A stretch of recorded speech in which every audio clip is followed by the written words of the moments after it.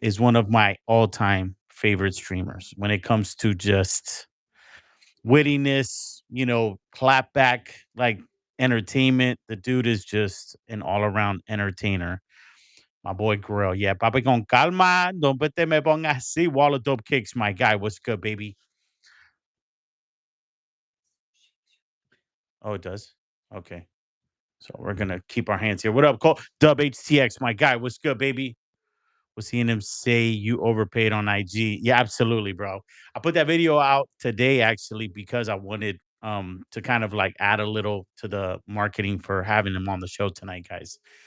Guys, I do want to say sorry for my absence. My oldest daughter graduated high school last week, so it was the end of year for all the kids. So I just took a week off, man, to kind of focus on getting the kids ready, getting them ready for, graduation, the end of the school year and everything. So it's been quite the journey, man. So but now it's summertime, it's back to the grind, it's back to sneaker cons. You know what time it is, chat. So we're just waiting. Grill's shutting down the store right now. So we're just gonna give them a few minutes, chat. How has everybody been? Chat, don't forget to tap in tomorrow night. I'm back to streaming all bangers, all at a dollar, all night. Stop playing. You know what time it is, chat. You know how we get down, baby. You know how we get down. High school this week. Oh, sneaker rights, my guy. Soul Keeper, let's go, baby. My dog, Big Bang Niner in the building. Stop playing, chat. Who's going to Got Soul in New York, chat? Because I might pop up. I might show up. So N let's fucking go. You know it. Josh T, talk to me. What's your question? DS Dunks. I'll see you there, puppy. Nike killer, my guy. Kim, you gotta go. No, for Grill. Okay. Well, we're gonna have to wait till he gets here. Oh, Adam OG, el papacito precioso. No te me pongas así, papi. Mazel vibes, my guy. Dímelo, papi. ¿Cómo estamos? Chat, we're letting everybody get in here, chat. And then when Grill gets in here, chat, it's gonna be a fucking show, chat. It's gonna be a fucking show. I promise you. I got a Wizard of Oz. Stop playing. Stop sending me sexy pics. Track. You're gonna have to make me stop that, bro. This weekend was good, Tay. Thank you so much. This weekend was good. Just kind of like finally settling down from end of year stuff. So we've been cleaning all weekend for tomorrow night's show. Got some bangers. You know how we do. It's all bangers all every time, all night. Every night's a heat stream. Chat at a dollar. Stop playing. Where's the jersey I got you hanging? Yes, it's on this side of the studio. I'd have to show you. I'll show you probably tomorrow when I'm streaming where I could walk around. I have not seen the new bricks in hand. Oh, but Josh T, thank you so much, bro. I love the jersey. Absolutely. I have not seen the new bricks in hand. I totally missed it when they dropped on sneakers. I was working like a dog. Go Spurs, stop playing. Finally home. I'll hit you up tomorrow. KRL, my guy. I hope KRL you had a great time on your vacation, bro. Grail's in the building, chat. Stop playing. Jab, we're going to bring him in the one, the only, the king of fucking clapbacks, the GOAT, the OG of whatnot, chat. This is going to be one hell of a show, chat. Let's bring him in, the one, the only, motherfucking Grail Caviar. Oh, hold up. I fat fingered it. Invite the co host. Let's go, baby. Where's Papa? Where's my Papa? Ugh, come on. Stop playing. My boy Grill Caviar's in the building. Chat, y'all stop playing. Grill, thank you for coming on tonight on Culture Talk, man. You have been one of the most shows I've been anticipating for. We're gonna do it all night, chat. We're gonna do it all night. What happened? Yo, and chat, Grill said that I'm not too old to say twin. So twin, how was your weekend, twin? It was great, twin. It was Stop playing. great. Yeah. It was great, man. Hey, we had a Uh, great couple days in store. It was a vibe. I bought hella shoes. I need to sell hella shoes so you say and you might shit. you might jump on tonight, right? Oh yeah, I got some bullshit. Yeah, I got Yeah. some bullshit, uncle. Say fuck it. We're gonna we're gonna Yeah, we're gonna yeah, yeah, we're gonna yeah. right into you right after. Get some Maybe, bangers. bro, maybe. Check, I just got some chicken shit, whatever. Boy said chicken shit. There's some good shit though. Oh shit. Okay. So I was gonna But how ask you. Oh well, go ahead. How we doing though, Uncle? No, we're chilling, bro. Oldest graduated high school. You Hell know, yeah, you chat. Yeah, yeah. Give it up, man. It was a little battle. She had a bad case of senioritis this year, so but we made it through. Typical, typical, Yeah, yeah, typical. I know, dog. She, that and her boyfriend, she all fucking gave me all types of headaches. But I love her. She graduates. She starts college in August, so that's all I got to ask for, man. She's a good kid. She's a good Hell kid. yeah, Thank God. Paul. Hell yeah. So Grail, of course, we all know Mhm. you're one of the OGs of whatnot, man. So do me a favor, dude, and for the chat, man. Like, tell me how it all kind of started for you, bro. Like, where did it all begin? Oh, like how I got on whatnot? Well, how'd you get into the game first, and then we'll get into like whatnot. Well, back in like, okay, guys, this is gonna make me sound like I'm 10 years old. But back in like 2015, Supreme was kind of on its, get up and everything. Um, and I really wanted some of the pieces that were dropping, but they really weren't dropping too many online. So like if you went on the online drop, bro, you're probably not gonna hit. Like the bots, everything. This is like pre-Shopify days, right? I didn't have enough money to buy a bot, and I sure as shit didn't even have enough money for the fucking t-shirts they were dropping, even at $40, $34 back then. Uh, So I worked at a little concession stand, middle school through high school for the local little league baseball team. Made some money there, mowed some lawns and shit, stacked up a couple $100. And then I remember freshman year of high school, I went for week one Supreme drop. If you guys remember, that was 2017 fall winter. I want to say that there was the Nas tees and like these sideline block hoodies. And I bought it for like $210. And then I realized, holy shit, I just spent all my money on fucking clothes, right? So I'm like, could I be the drippiest in high school? Or maybe perhaps could I sell them on the side? I'm like, I'm just gonna put them up on Grailed. And guys, keep in mind, this is a time where on Grailed, if you sold an item, the money got instantly deposited. It was like friends and family. All right. This is before like there was regulations and shit on like PayPal and like transfer payments. So the money would show up immediately and then you'd pay your commission fee, but the money would be available right now. So I listed it, went to school. My mom dropped me off. She actually let me shout out Mama Grail. She let me skip school that morning. You know what I'm saying? To buy Mama Supreme. Grail, stop playing. Yeah, so I ended up listing it on Grailed. I didn't have access to my mom's PayPal at the time while I was at school, so the day kind of just went on. Got on the bus, went back home. My mom's like, "Yo, Dylan, there's some money in the PayPal for you." I'm like, "Oh, bet. How much is in the PayPal?" I made me thinking like it's an offer. Someone might ask a couple questions about it, but no, all the money was there. So guys, remember, I spent $210 on that Supreme drop. Joaquin, how much money do you think was in that PayPal account that evening? Damn, yo. If at 40, I don't even know what you listed it for, but man, call it like seven, 800. Dude, $650. Oh So guys, shit. this was a time where like literally if you bought anything from Supreme, you could double your money. But this was a different drop. This was Nas chat. Like Nas, bro, like the fucking goat of rap. Okay, you can say whoever's the goat of rap in general. A lot of people won't agree, but if we're going like OG hip hop, skater, punk, rap shit, No, he is Nas, the yeah, goat, for bro. sure. Nas is the goat for New York, so that's why I'm like, bro, this shirt's gonna bang. You know what I'm saying? See, people are already disagreeing. This is great, but I sold the shirt. I sold the shirt for $300, which was the going market price. Now the shirt's like $100. It's kind of weird how things change. And Mm, I sold that sideline hoodie that I got. I really wanted this hoodie, bro. It was like ice blue on the chest. The arms were fucking like baby blue. Dude, that shit was stupid. I sold that for I want to say 400. So like after fees and everything it was like a 650 net. So then I'm like, holy shit, bro! I just tripled my money essentially. And guys, keep in mind, literally. I'm like 15 years old, bro. I know about Nas, bro. I know about Nas, bro. I was born in Yeah. '01. Okay, but at the time I'm like, shit, can I do this like for a job? I was working at Chick-fil-A at the time. I actually got a first 018 old. I know, so I know about it. I know ball. I'm a ball knower. You know So what I'm saying? anyways, I was working at Chick-fil-A. A lot of people don't know this. I worked at Chick-fil-A. My brother makes fun of me. My sister makes fun of me that I only worked there for like a year and a half and I barely had any hours, which may be true. I remember they called me in to like this office space they had in West Roseville. I'm in Granite Bay. West Roseville's like 10 minutes away across the interstate. Go over there. They sit me down. There's like two coworkers of mine, like younger gals, like probably like 14 and 18, maybe, just bawling their eyes out, crying. I'm like, oh my God, let's go. I'm gonna get fired, right?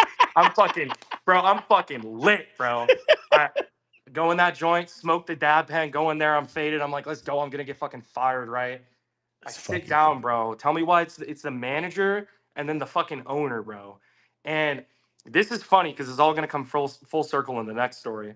But they sat me down. They're like, Dylan, you gotta be better if you want to keep this job. So I'm like, fuck, I gotta keep my job, bro. I don't want to work at Chick-fil-A, man. So they ended up like coaching me and shit. They actually asked me like what I'm passionate about outside of work. I don't know. Chick-fil-A's weird, bro. They treat you like dogs for minimum wage. It's so Really? stupid, bro. Because I thought It's so everybody. stupid, bro. Oh wow. Yeah. And I'm like, yeah, bro, try to be fucking better. You know what I mean? Like, yada, yada, yada. And I'm like, I run my business on the side. Like, that's what I'm passionate about. Keep in mind, guys, I'm like 6 months into this whole reselling thing, clothing wise, right? And I've got my first pair of shoes, like off white Jordan 1s. I hit the Chicago's for retail. But guys, Jesus. the Chicago ones were only going for like $1,000, like maybe 1,500. Like it wasn't generational wealth, but at the time for a 15, 16 year old, it's a lot of money. Yeah. So I'm like, yeah, I've been, flipping shoes and stuff. I told him how I bought the shoe for 180 bucks, sold it for $1,000. And then the guy, like, the owner's like, bro, you're making all this money on the side. It's not making you, be passionate about, your Chick-fil-A career. And they're calling it a career. I'm like, bro, I'm like 16. Like, what are we doing? So explain them the whole thing. Couple months go down the road, I get fired or whatever. My mom's pissed because I got fired from my first job, but Yeah. she's not really mad because she doesn't making money on the side and shit. Yeah. So all sophomore year, reselling Supreme, reselling shoes. Junior year comes around, you know what I'm saying? I'm like, fuck it, bro. We got to go big. We got to go big or go home. So I get this like little storage unit in my area, and the storage unit goes past this like millionaire's house, right? The millionaire being the owner of Chick-fil-A. One Shut time up. yeah, one time I'm blasting music, probably Nas, might be like, Night Lavelle, some Drake, some Suicide Boys, who know what I was playing, but it was loud. When elderly people hear loud music, they automatically assume I'm being loud, I'm speeding, this, that, and the third. Bro's like, stop speeding in my neighborhood, like stops the car, like goes in the middle of the street when I come back from the storage unit. Uh And huh. it was my old boss. He's like, Dylan, how you doing, man? Like he calms down immediately. And I'm like, I just got the storage unit like I'm selling shoes. And then, bro, he was mad disrespectful. He was mad Really? disrespectful. Yeah, he's like, you need to get a real job. Like, you're Oh. selling shoes out of a storage unit. And, bro, that like pissed me off. So I kept going harder and harder after that moment, bro. I'm like, Uh fuck huh. Chick fil A, never Yeah. working a For. normal job again. Do you eat Chick And Fil A now though? yeah, I eat Chick fil A. Chick fil A's gas, chat. We're not dissing Chick fil A. I think Chick fil A is an amazing company. I want everyone there to be really nice to me and shit. And yeah. Yeah. So couple more months go down the road, end of 2019, I get into this resell group. Shout out my guy Mason from Profit Profits. It was like a cook group. And guys, like I'm sure you've heard of like cook groups in like this reseller world. It was not the same. Like what it is now, like this Pokemon bullshit, it's not the same, chat. This was a boiling pot of a bunch of different people from different places across the United States, Canada. It was huge. And it was pretty much how to buy shoes, how to buy Supreme, how to buy whatever and flip it for double, triple what you paid, right? So there would be links and stuff getting sent in. And chat, in this cook group, can you guys imagine who is the person sending these little links and stuff? Someone here that's on Whatnot. Who? Any guesses, chat? Any guesses? Comment down below. I've told this story before, so you guys probably know. So Oh, here we go. season. Season. So I didn't know this at the time. Season and I were both moderators in this little group chat, right? It's not a little group chat. There was like 400 people in there. I become a moderator in it. I'm getting paid on the side. And I'm like, shit, bro, like everyone in this cook group loves me. What should I do next? So I'm selling shoes and that. And I get around to a point where I'm like, I want to create a website. This is like right when COVID was about to start. Like you guys started seeing those Twitter shits of like Mm, people being like, it's in the United States, it's in China. I vividly remember this one video. It was a week before school was canceled permanently on the 20th of March. It's probably like March 8th or 9th, I want to say. There's a video in China of this couple getting dragged out of their cars because they tested positive on the border. I They're saw that. getting tackled, arrested, sprayed. Like, bro, this was like, guys, like, I'm not gonna lie, this is not political. I truthfully believe that COVID fucked up the world and it was propaganda from the start. The billionaires made a lot of money off of it. The commoners really didn't. In any country, chat, communist or fucking capitalist society, everyone got fucked over for the most part, right? I'm a Mm. firm believer in that. There's more info behind it that we didn't know. There was no time to prepare. Remember, this is like a week and a half before COVID started, right? So I'm like, shit, bro, I'm about to graduate. Like, dude, I'm gonna be fucked. You know what I mean? Like, what am I gonna Mm-mm. do? I can't go to school. I'm thinking like all this shit. And I'm like, they're not gonna cancel school. So I'm still selling shoes on the side, and I'm like, fuck it, I'm gonna start making a website. It's a couple nights after I saw that video, I'm starting to make the website in class, like during history class. This is my senior year, by the way, guys. I graduated in 2020. Sit on my computer, I'm coding this in class and chat. Like this was before AI and like Shopify templates. So like you could use a template, but it really didn't work. And I wanted to make a website. If you guys know Scotty from Soul Steals, he's a great guy. He owns this company called Soul Supremacy. It was called Soul Supremacy at the time. I don't know how they split it up with Derek and all that shit. But at the time, it was called Soul Steals. It was like a subsidiary from that company, Soul Steals. It was a membership website. You bought a membership. You tried to get on at like Sunday night, buy shoes at a discount. Tia did the same thing from Sneak City. I'm sure you guys know her. She's on the app too. It's funny because like everyone from back in the day, they're still doing this shit in real time. It's crazy. She also had a website. It was called Copco. You had this little membership.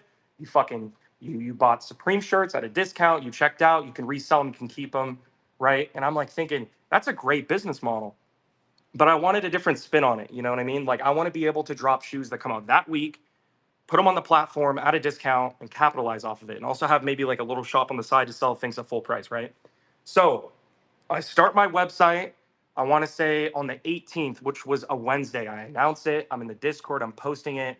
Keep in mind, guys, like this is like pre-COVID boom, like before schools closed, jobs canceled, daycare, all that shit canceled, right? So it's like I January, February, maybe No, this even is March, December. March 18th, Oh, because right? when did we lock down? Like The April? 20th, at least in California, like in the more like liberal cities and areas, it was the 20th of March. Uh-huh. That's when like all the schools closed. So the big states wanted to get ahead of it. They wanted to close. Some places in like Florida and Texas closed a little bit later. I want to say Detroit and like those first couple cities that started popping up closed on like the 14th and all that. Yeah, there you go, Josh. On the 14th, 20th, right? So everything's kind of in lockdown mode. Everyone's getting back on the internet, which was a great time for me to post this shit. So I'm posting it, I'm posting it. I only got like 10 membership signups for the first drop. So Mm. it was 40 bucks a month. I netted about $386, give or take, after Shopify fees and Stripe fees. I drop a bunch of shoes. I'm thinking, you know what, bro? It's a day before the drop. I'm gonna get a bunch of membership signups. But this is how it worked. You would spend like $5,000 on the inventory because you're buying it at market price. Like, guys, this is Mm. when Jordan ones were going for $200-300, right? I would Jeez. buy all of them. I would sell them for retail or like really below market. So it's a bunch of resellers, personal buyers at the time. They all get on the website. They're all buying this shit. But I'm like, well, hold on. Let me go check the dashboard. I log into the dashboard. I got no more signups, bro. And there were people buying on the website without a membership. It was a whole shit show. I feel like I failed. The bot protection shit that I coded did not fucking work, bro. People were using bots. And guys, this is like when bots were like fucking huge. Like you guys might think like bots exist now, they fucking don't.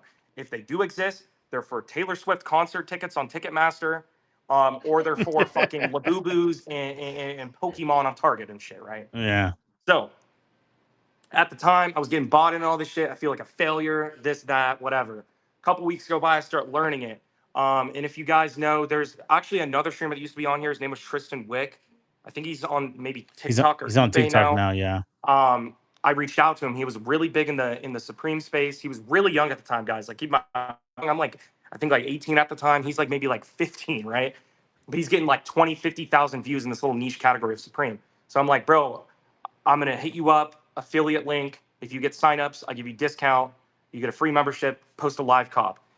He started posting shit. If you guys know George from Sneaker Souffle, he has a shop in Azusa, California. Hit him up. He did it for me. He was really big at the time, still very successful and everything, but at the time he was huge on YouTube.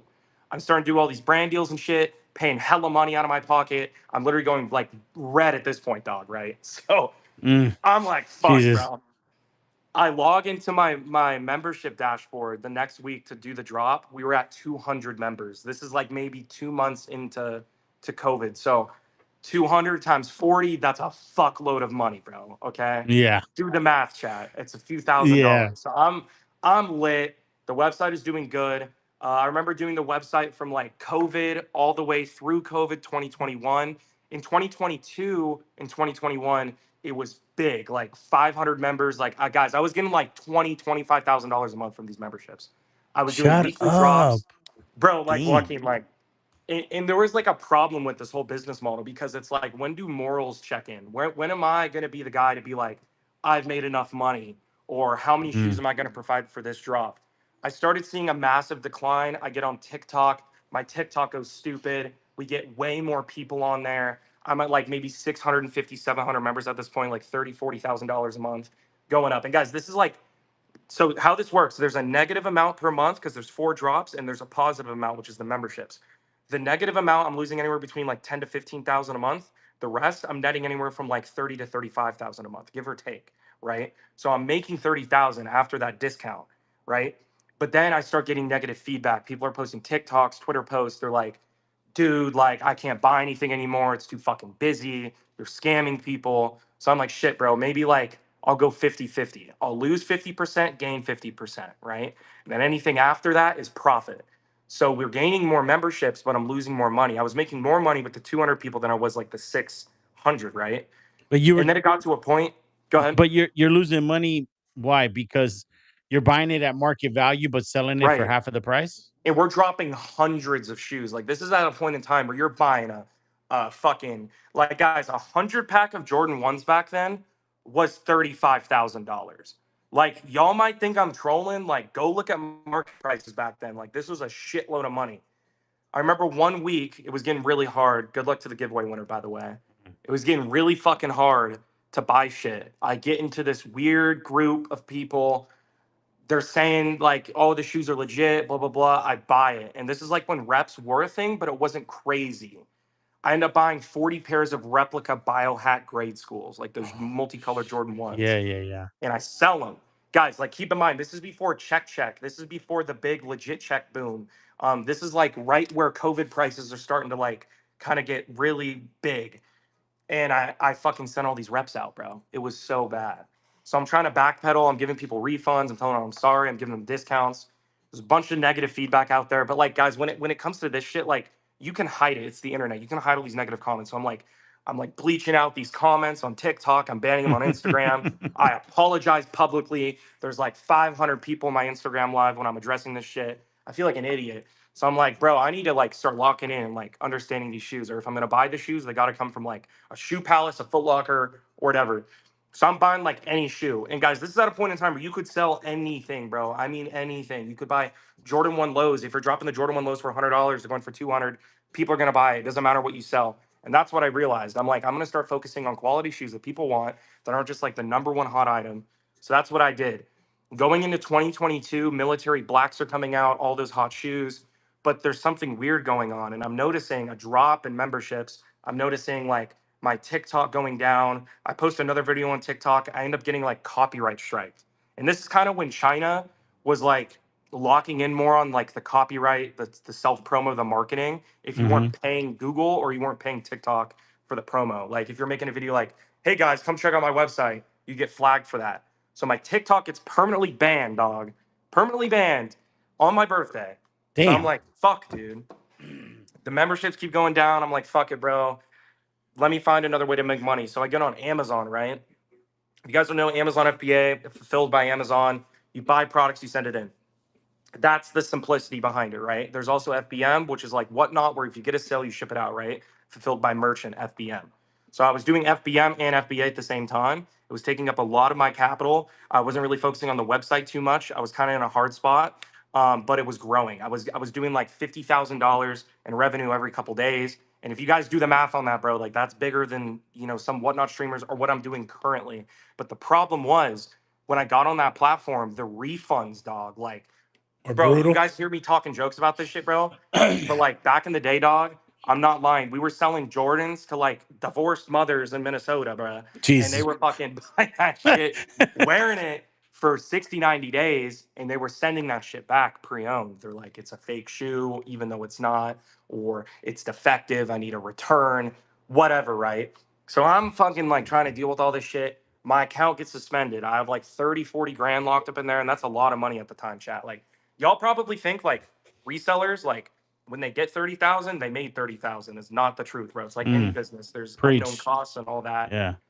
So my account gets locked. I get it reinstated. The sales are dropping. Everyone's fucking on it. It's literally a hellscape. It's like how eBay was in 2018. If you guys are reselling on eBay in 2018, that shit was dog shit. Okay. Everyone and their mom was going to thrift stores. Gary V, love the dude. He put everyone on. That shit was nuts. There's also other people that were on there, like Hustler Hacks. I remember watching Hustlebee back in the day. I remember watching Renzi now, if you guys know them on here. Big fans of these people, by the way. Daily Refinement. Like I watched these cats when I was like 13, trying to get into reselling, and they were saying like Amazon's next wave. So I get on Amazon, do the whole thing right. Account gets banned, and I'm like, fuck, dude. I don't know what to do anymore. The sales are going down. The website's Yeah. not doing too good. So I'm like, shit. I go on Twitter, right? I'm following this guy's name Sneaker Spectrum. If you guys don't remember, he was like during the Cam Kicks like COVID sneaker Twitter, sneaker YouTube wave of resellers. And this is when reselling was like the top search. Like guys, this is still like middle of COVID 2022. I go to his Twitter because I see you like something that I posted.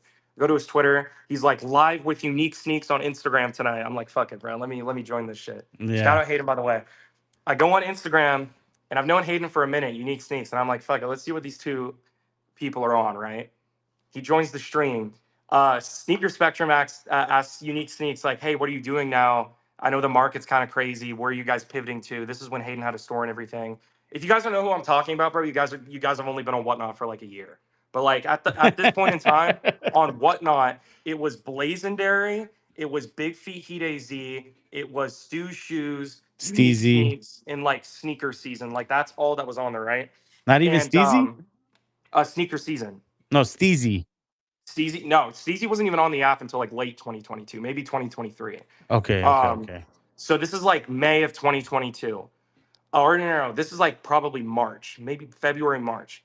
Okay. And Hayden's like, yeah, I've been selling on Whatnot. It's fucking crazy. We're selling shoes. We're doing personal shopping. Like, guys, when Whatnot sneakers started, it was not $1 bids. People have this like, it's the marketing, guys. Like, Whatnot's a great company. They're really good with their marketing. They make everyone believe like, oh, deals, auctions, all that shit. No, at the time, that was not true. It was like you got on there, it was set prices. Like, let's say, like this is back in the day, Zach would be at the bottom, Stu would be at the top. They'd be in their own little like warehouse or fucking storage unit, whatever. They'd be bringing out shoes. Someone would buy $100 spot, similar to how they do it now. They would show shoes, they'd pick a shoe, they'd pay the additional amount, it would get shipped out. Then Hayden was talking about, yeah, we're doing $1 auctions. And I'm like watching this shit. And like, guys, this is at the point in 2022 where 1,000 people in your stream in 2026 was the equivalent to maybe 80 or 100 back in 2022.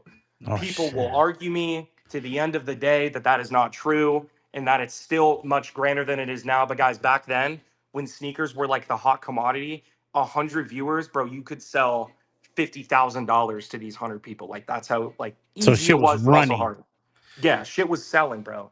So I'm like, fuck, you know what? I'm watching this stream. I'm like, shit, whatnot.com/sign up or whatever the fuck it is, right?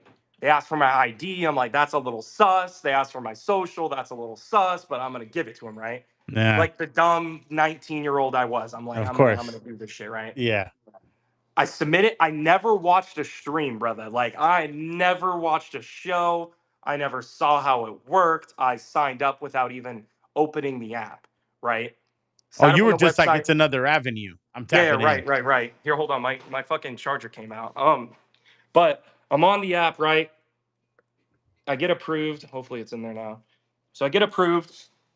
Everything's cool, but I'm not selling yet. I thought you had to do that to buy. I was an idiot, right? So I'm approved to sell. So I'm watching other people's streams. Dude, I'm trying to remember who this guy's name was, dude. Oh yeah, Navigator Finds was the first Whatnot stream I was watching. He runs a Jordan 1 high couture. It's like that. It's got a almost like a reimagined outsole finish. It's kind of pre-aged. It's all leather, and there's that massive red stripe that goes through it. And I'm like, bro, you know what? I've never, yeah, Ted, red stripe. I've never sold a pre-owned Jordan before. I'm gonna buy this shit, bro. I'm bidding. It ends at $61, dog. I'm like, oh shit, bro, it just came up. Because I'm in this COVID reseller brain, Yeah, for which sure. was a steal back then. Like guys, like a pre-owned Jordan under $100 was a No, it's fucking crazy. lick, bro. Yeah. Like you could triple your money, right? bro, my payment goes red, dog. My payment goes red. Cause I'm like, I'm gonna put in a vanilla gift card so like I don't get scammed. Cause like I didn't know what whatnot was and I didn't Yeah, really of like trust course. this new thing, right? All right. And he's like, bro, fucking fix your payment, bro. You fucking up my stream, bro. He was a lot nicer than that, but I'm just saying this. And I'm like, shit. So that's how I got this whole thing. Like when people's payment go red, I go crazy. Yeah. But I Now fixed was my Grill payment. Caviar your name back then? Yeah, Grail Caviar. My Oh, name, my brand has been Grail Caviar since 2019. I've oh done shit. other Okay. shit in the past with like Supreme, but I don't really do that shit anymore. Like with that Mhm. name, it's only been Grail Caviar. So I'm like, fuck it, bro. I'm gonna fix my payment. Shoe comes in. I actually end up listing it on the website because I sold the website at the time. I was done with Amazon, like full time. I was only doing the website and getting into this whatnot thing. I put it on the website. I sell it with a membership cost for $100, right? So I got the membership demand plus the 30 $40 I made, right? Uh-huh. So I'm like, shit, bro. I'm watching everyone's streams. Navigator Finds, keep in mind, was the only motherfucker on this app that was running $1 bids. No one else was doing this shit. And chat, this dude Navigator Finds used to do Instagram lives, bro, with like a fucking like, those like old school vintage like cooking clocks that have like Yeah. the little scale on top of it. He put the No. shoe on top of the scale and it would like run the clock. Like it was Stop. so, bro, it's like prehistoric. So would you say So he was the one that started the dollar bits? in my opinion, people will argue against me, but I will say yes, he was the first person that did only dollar streams. He did do Okay. personal shopping and shit at the time, right? But it was mainly the dollar streams. So I'm like, fuck it, bro. No one's doing dollar streams besides this cat. I'm gonna make a show. So I scheduled my first show. I think it was like maybe April 12th. It was right before tax day. Horrible time to be doing new business ventures, by the way, guys. Like Of course. taxes come first, okay? I know a lot of these motherfuckers that be on whatnot, they don't even know what taxes are. You will get fucked if you don't do your taxes. Do your fucking taxes, okay? But first stream was I think April 12th, 2022. I scheduled it. I'm telling like my brother about it. I think my brother was in like Reno, like doing college shit and stuff. So I remember telling him, and then I'm like, I'm gonna tell my sister. So I text my sister. I'm like, I'm doing the stream. I want to do it in the storage unit, but it's really fucking hot there, and I have no power. And I don't want to do it at our mom's house because like I don't want to bring a bunch of fucking shoes in the house, right? So I'm like, yo, could I do it at your house? My sister's like, sure. So I go up, she has like a little game room, right? I bring all these shoes over, like guys, like straight bullshit, dog. Like I'm talking Jordan 1 mids, like Nike slides, like fucking like bags, like little drawstring Nike bags, just bullshit, right? Yeah. Bro, I do No my Supreme first stuff? stream. Huh? No Supreme stuff? No, this was like I was too pussy to sell that shit, bro. Because like Oh that shit. stuff was Okay. worth still at the time worth a lot of money. So I'm Yeah. like, fuck it, bro. We're gonna bring all this bullshit to her house. I go live. For whatever reason, I had 80 viewers at the start. Okay. Because new streamer on the board. Guys, keep in mind at this point, there's maybe 12 streamers in the category in 2022. Like Jesus. Funkos were huge. Sports cards were big, but they weren't as big as Funkos. If you guys don't know, Whatnot started in 2018 with Funko Pops and all that shit. Mm. Just more you know. So I'm doing these $1 starts. I'm getting fucking murdered, right? Like I'm selling Jordans that go for $160 on StockX for like maybe $70 on Whatnot. Um, and I was getting killed, but I didn't think of it like, oh, I'm losing hella money. I was just like, this is so cool. Like for years, I've just been selling shit, waiting for it to sell, getting paid out in a couple weeks. Like this is ass. Like I'm tired of it. I'm tired of StockX. This whatnot shit is cool. If I can figure out how to buy stuff, like I'm thinking at the end of the stream, if I can figure out how to buy stuff for a cheap price and sell for a high price, this is like the easiest game ever, the easiest gig ever, right? So that was a Sunday. The Monday comes around. I'm like, I guess I have to ship these out, right? So I'm going on the Jesus Christ. dashboard. Chat, this dashboard was so ghetto back in the day, but like I stand on this, bro. Whatnot was the best it ever was back in 2022, dog. Like it was jet, bro. It was so easy, bro. I make all these labels, I print them out. I'm like, I guess I'll ship them out. I pack them all up. This is the next day, by the way, guys. Like this is back in the day where you had literally 7 days to ship. I'm not joking. Like you had 7 days. Like they didn't even give a fuck. Like Whatnot would rather people get on the platform and sell shit than like ship it And out in a the timely manner, consumer. bro. Yeah. Yeah, like they didn't give a fuck. They just wanted people on there, which is fine. Like guys, remember when Amazon came out, it was a bookstore, dog. Like these people were not vetted. They were just trusted that they'd sell books and ship the books. Like Yeah. this is like late 90s, early .com boom. Like it wasn't really, there wasn't a structure, there wasn't regulations, there wasn't terms and conditions. So I'm like, Was fuck it. payout instant? So this is what I'm going to get to. I'm on the Okay. way. I'm actually driving, chat, literally on this road right here. This is what makes it kind of full circle. You guys see this road right here? This is Oh, God. Auburn Folsom Road in my hometown in Granite Bay. The post office is right there, right? Like across the street to the right. I remember going there when I was in middle school and I was doing this whole Supreme shit, dropping off packages. You know, I got the car full with all these whatnot orders. I get a call from my guy, Alan from Whatnot. He was like, I don't know where he is in the company right now. He's probably one of the higher ups. And he calls me. He's like, this is before I knew Gabe and all these folks at Whatnot. He calls me. He's like, Dylan, bro, like I just saw your show. It was great. We want to get you on this new thing called early payout. All we're asking is that you ship out your last show within the next 5 to 7 business days. And I'm like, oh, bro, I'm like at the like drive-through area to drop all this shit off, bro. Like I'm like at the light. He's like, no way. I'm like, yeah, bro. Like I'm gonna drop this shit off right now. He's like, you know what? Skip all the bullshit. We're gonna approve you right now for this instant payout. Keep in Holy mind, shit. guys, there's like maybe 3 people with the instant payout feature. Okay. I'm like, bet. And he's like, all right, Dylan, let me know when you want to schedule your next show. I'm like, sure. He's like, great chat, ends the call. I'm like, fuck it, bro. I put the phone in my cup holder like that. And then I just see that shit going stupid, bro. Stupid. Like, money's been added to your Whatnot account. Money's No been added to way. your Whatnot account. This Like motherfucker right then and approved it. there? Yes, bro. It was like Oh, 7 grand. I'm like, oh my God, holy shit, bro. I'm fucking rich. balling. Like, bro, fuck the website, fuck all this shit. Let's do this thing. We're going Whatnot. Right? This is Yeah. 2022, guys. And I'm like, shit, it's Monday. I got to go work on the website. So I submit the payout to my PayPal account at the time. It hits my account like Wednesday. I'm doing this website thing. You know, I'm thinking like, I'm going to call this guy Alan and see if, I get some negotiation out of this whole Whatnot gig, right? Because it was still very new. I'm like, bro, is there any way that I can like market my account on here, like my Instagram and like my TikTok or my website? He's like, yeah, sure, bro. We don't give a fuck. As long as you're doing like good Damn. sales and whatnot, like go ahead. And guys, this is Okay. before like TOS and shit, right? So I'm promoting this. I'm not gonna say everything, but I'm Yeah. promoting my website at the time. I would go live like on a Sunday morning. I would be like, guys, we're dropping these shoes, blah, blah, blah, blah, blah. Go sign up on the website. Bro, I would get like, I didn't even need to have YouTubers promoting my shit anymore, bro. I was getting like $1,000, $2,000 every time I did this. So it was keeping the website alive and I was doing Whatnot full time. So I'm like cooking, bro. I'm cooking, blah, blah, blah. 2022, it's like summertime. I've done like 20 streams now. SneakerCon LA, I think it was coming up. And guys, keep in mind, I'm in college full time, like on the internet. Like, I didn't step foot in a college classroom, never a dorm, none of that shit. My mom always wanted all of us to go to school, all 3 of us. So I'm like, fucking, I'm gonna go to school, right? So I'm going to school online, local community college. It's still college, guys. Like, it's not community college isn't like the same as like, what people might make it out to be. Like, it's still like you have credits you need to take, you need to be on time, you need to be presentable. Even digitally on like Zoom, you had to be there for the course, do your homework, get good grades, all that. So I'm still doing that on the side.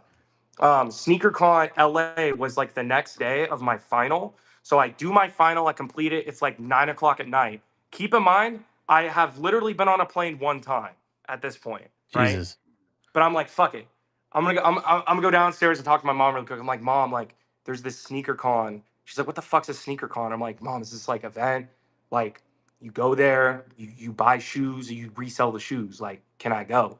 She's like, where is it? I'm like, Anaheim. She's like, by yourself.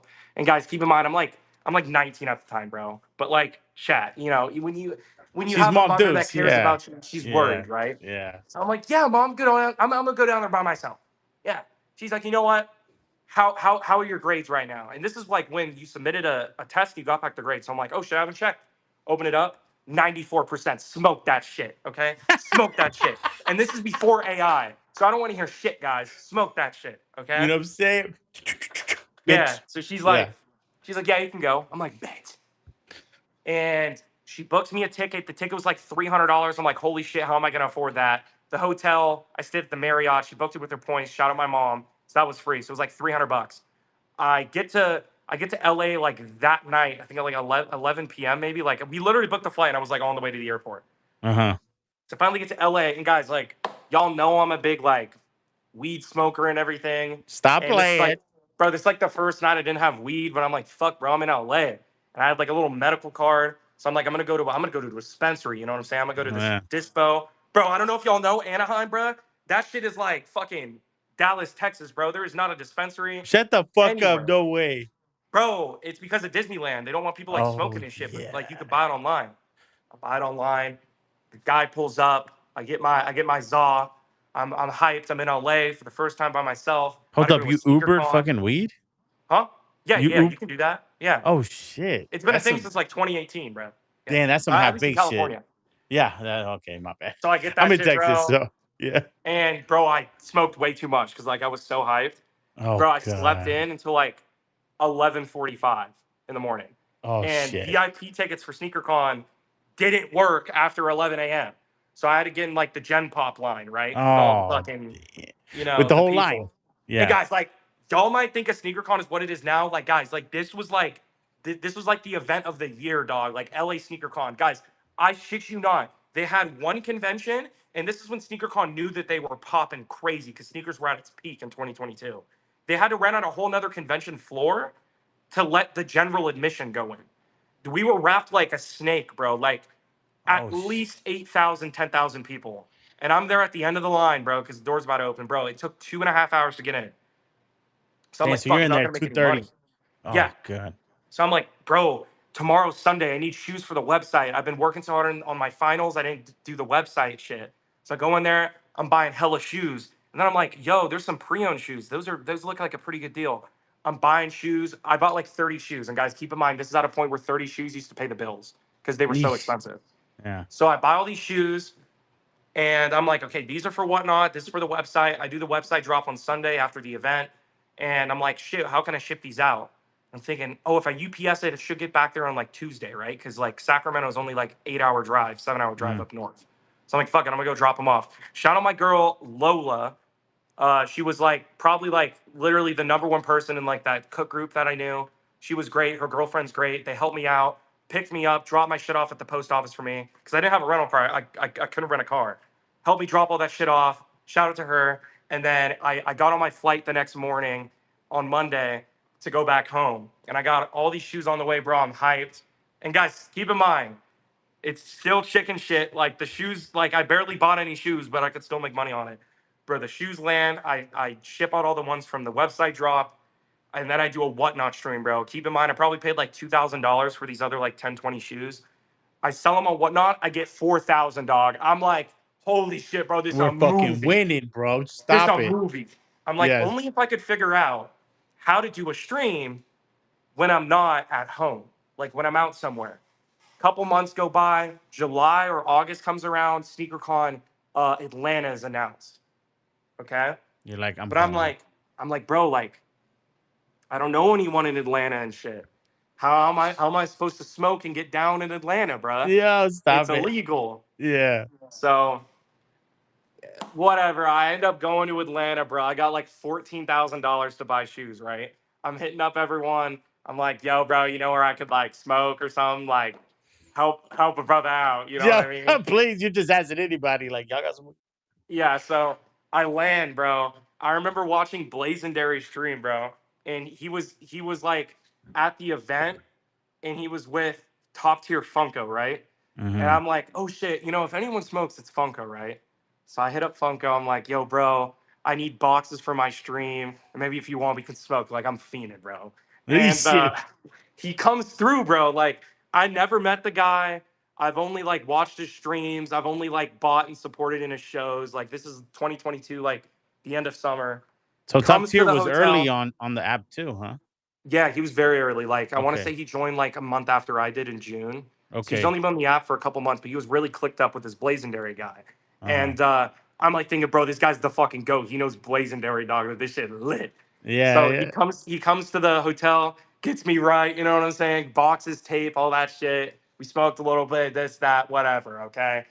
I go up to the room. I'm like, okay, how am I gonna figure out how to do this stream? And guys, if y'all don't know the Atlanta airport, it's connected to like the My terminal, and there's God. like a little bus. If you go to the convention, stay at the convention grounds, you can take this like little bus and it drops you off right in front, right? And I'm thinking, okay, so I know how to get back home. It's only gonna take like 20 minutes to get there. The TSA is maybe 40 minutes. So on Monday, I have about 4 or 5 hours to ship out everything if I do a stream. And then I'm like, how am I gonna get the shoes out of the convention center? I was keeping him at my guy 440 kicks table. I think he's still on Whatnot. He's out in Ohio. Great kid, Hayden. Love that dude. He's watching my shit at the table. I'm like, you know what, bro? I see something up there, but I think you have to go like through the bus to go get it. Like, you know what I'm saying? It's like this little No. terminal. It's like one of those like wheelchairs, right? Like the handicapped wheelchairs for the Yeah, yeah, airport. yeah. I'm like, fuck it, bro. Midday sneaker con. I'm going up this fucking elevator. I get on this little terminal bus. Get I the see fuck this. out of here. I see this little wheelchair. I take the wheelchair. I take the bus back down to my hotel. I have this wheelchair. I'm like, fuck it, bro. I'm gonna wheel the shoes on the fucking wheelchair into my hotel because like I didn't know how to get a dolly. The hotel Or a wouldn't let me take wagon or anything. Yeah, nothing. Oh get this shit. wheelchair, bro. I have 3 XL boxes stacked up, dog. It is hot as fuck. I've never been in humidity before. First time been in the South, I was dying, bro. Dying. Eesh, I yeah. load up this fucking cart, bring it to the hotel, bro. I drop them all off in the room. I bring the fucking wheelchair back to where it was. I'm not an asshole, guys. I brought it back. Yeah. And I'm like, okay, I ran out of money. I spent 14,000.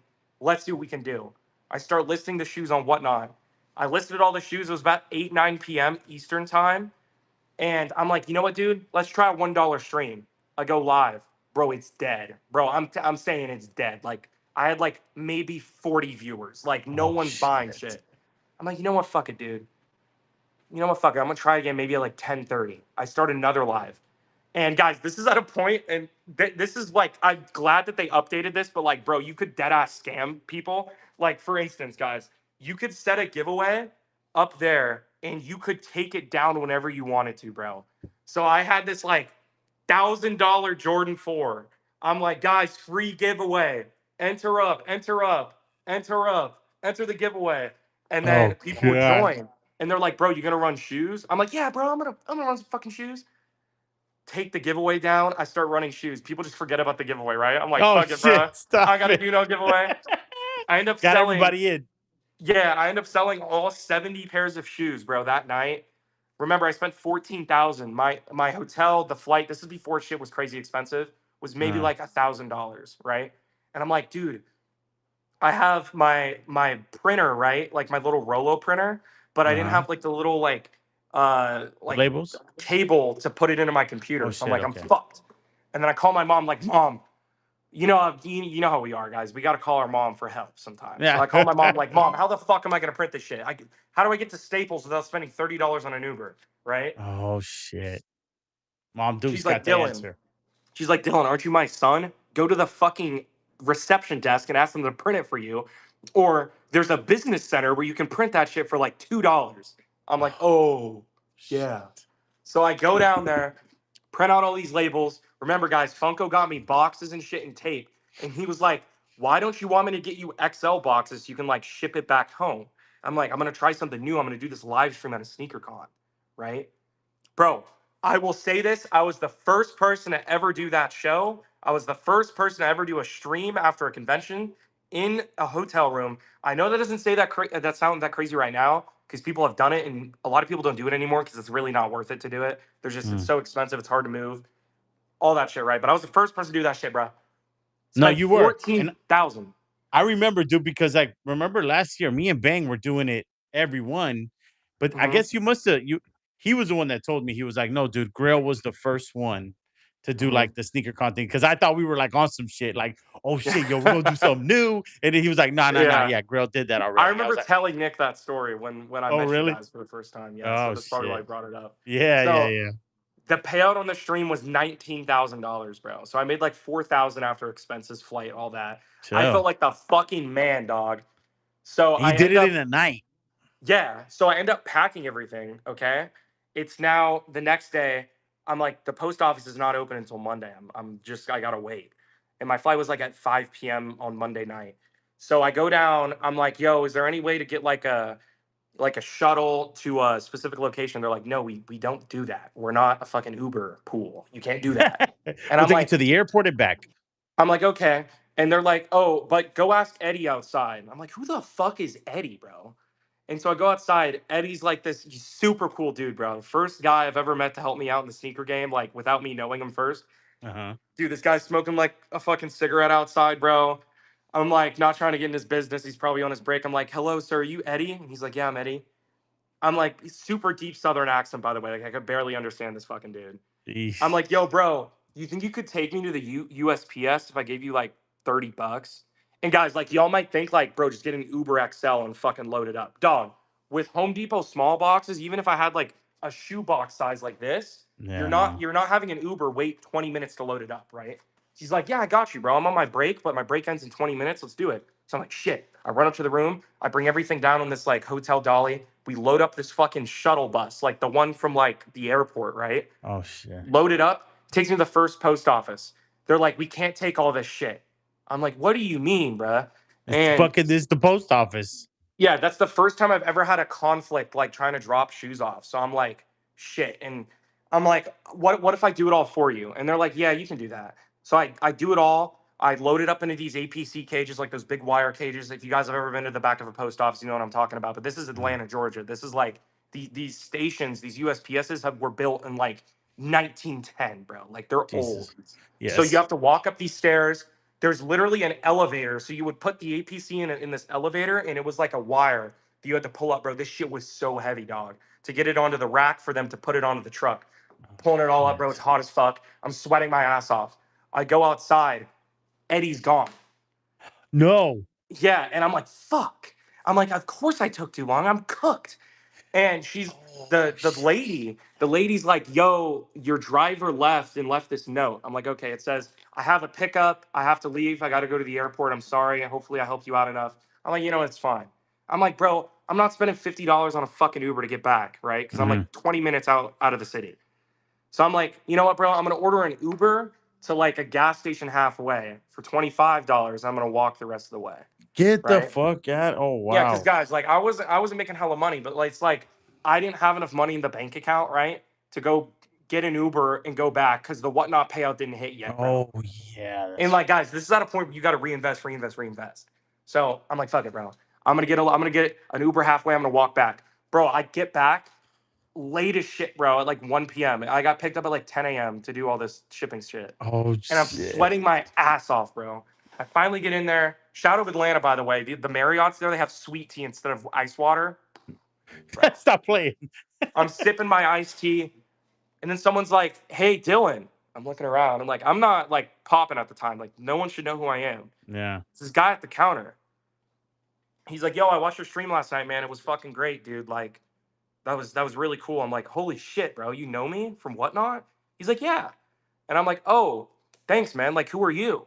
He's like, oh, I'm your account manager. My name's Gabe. Oh, what the fuck? I'm like, He- what? I'm like, he's like, yeah, I was at SneakerCon. Like, I was looking for you everywhere. I couldn't find you, bro. oh And shit.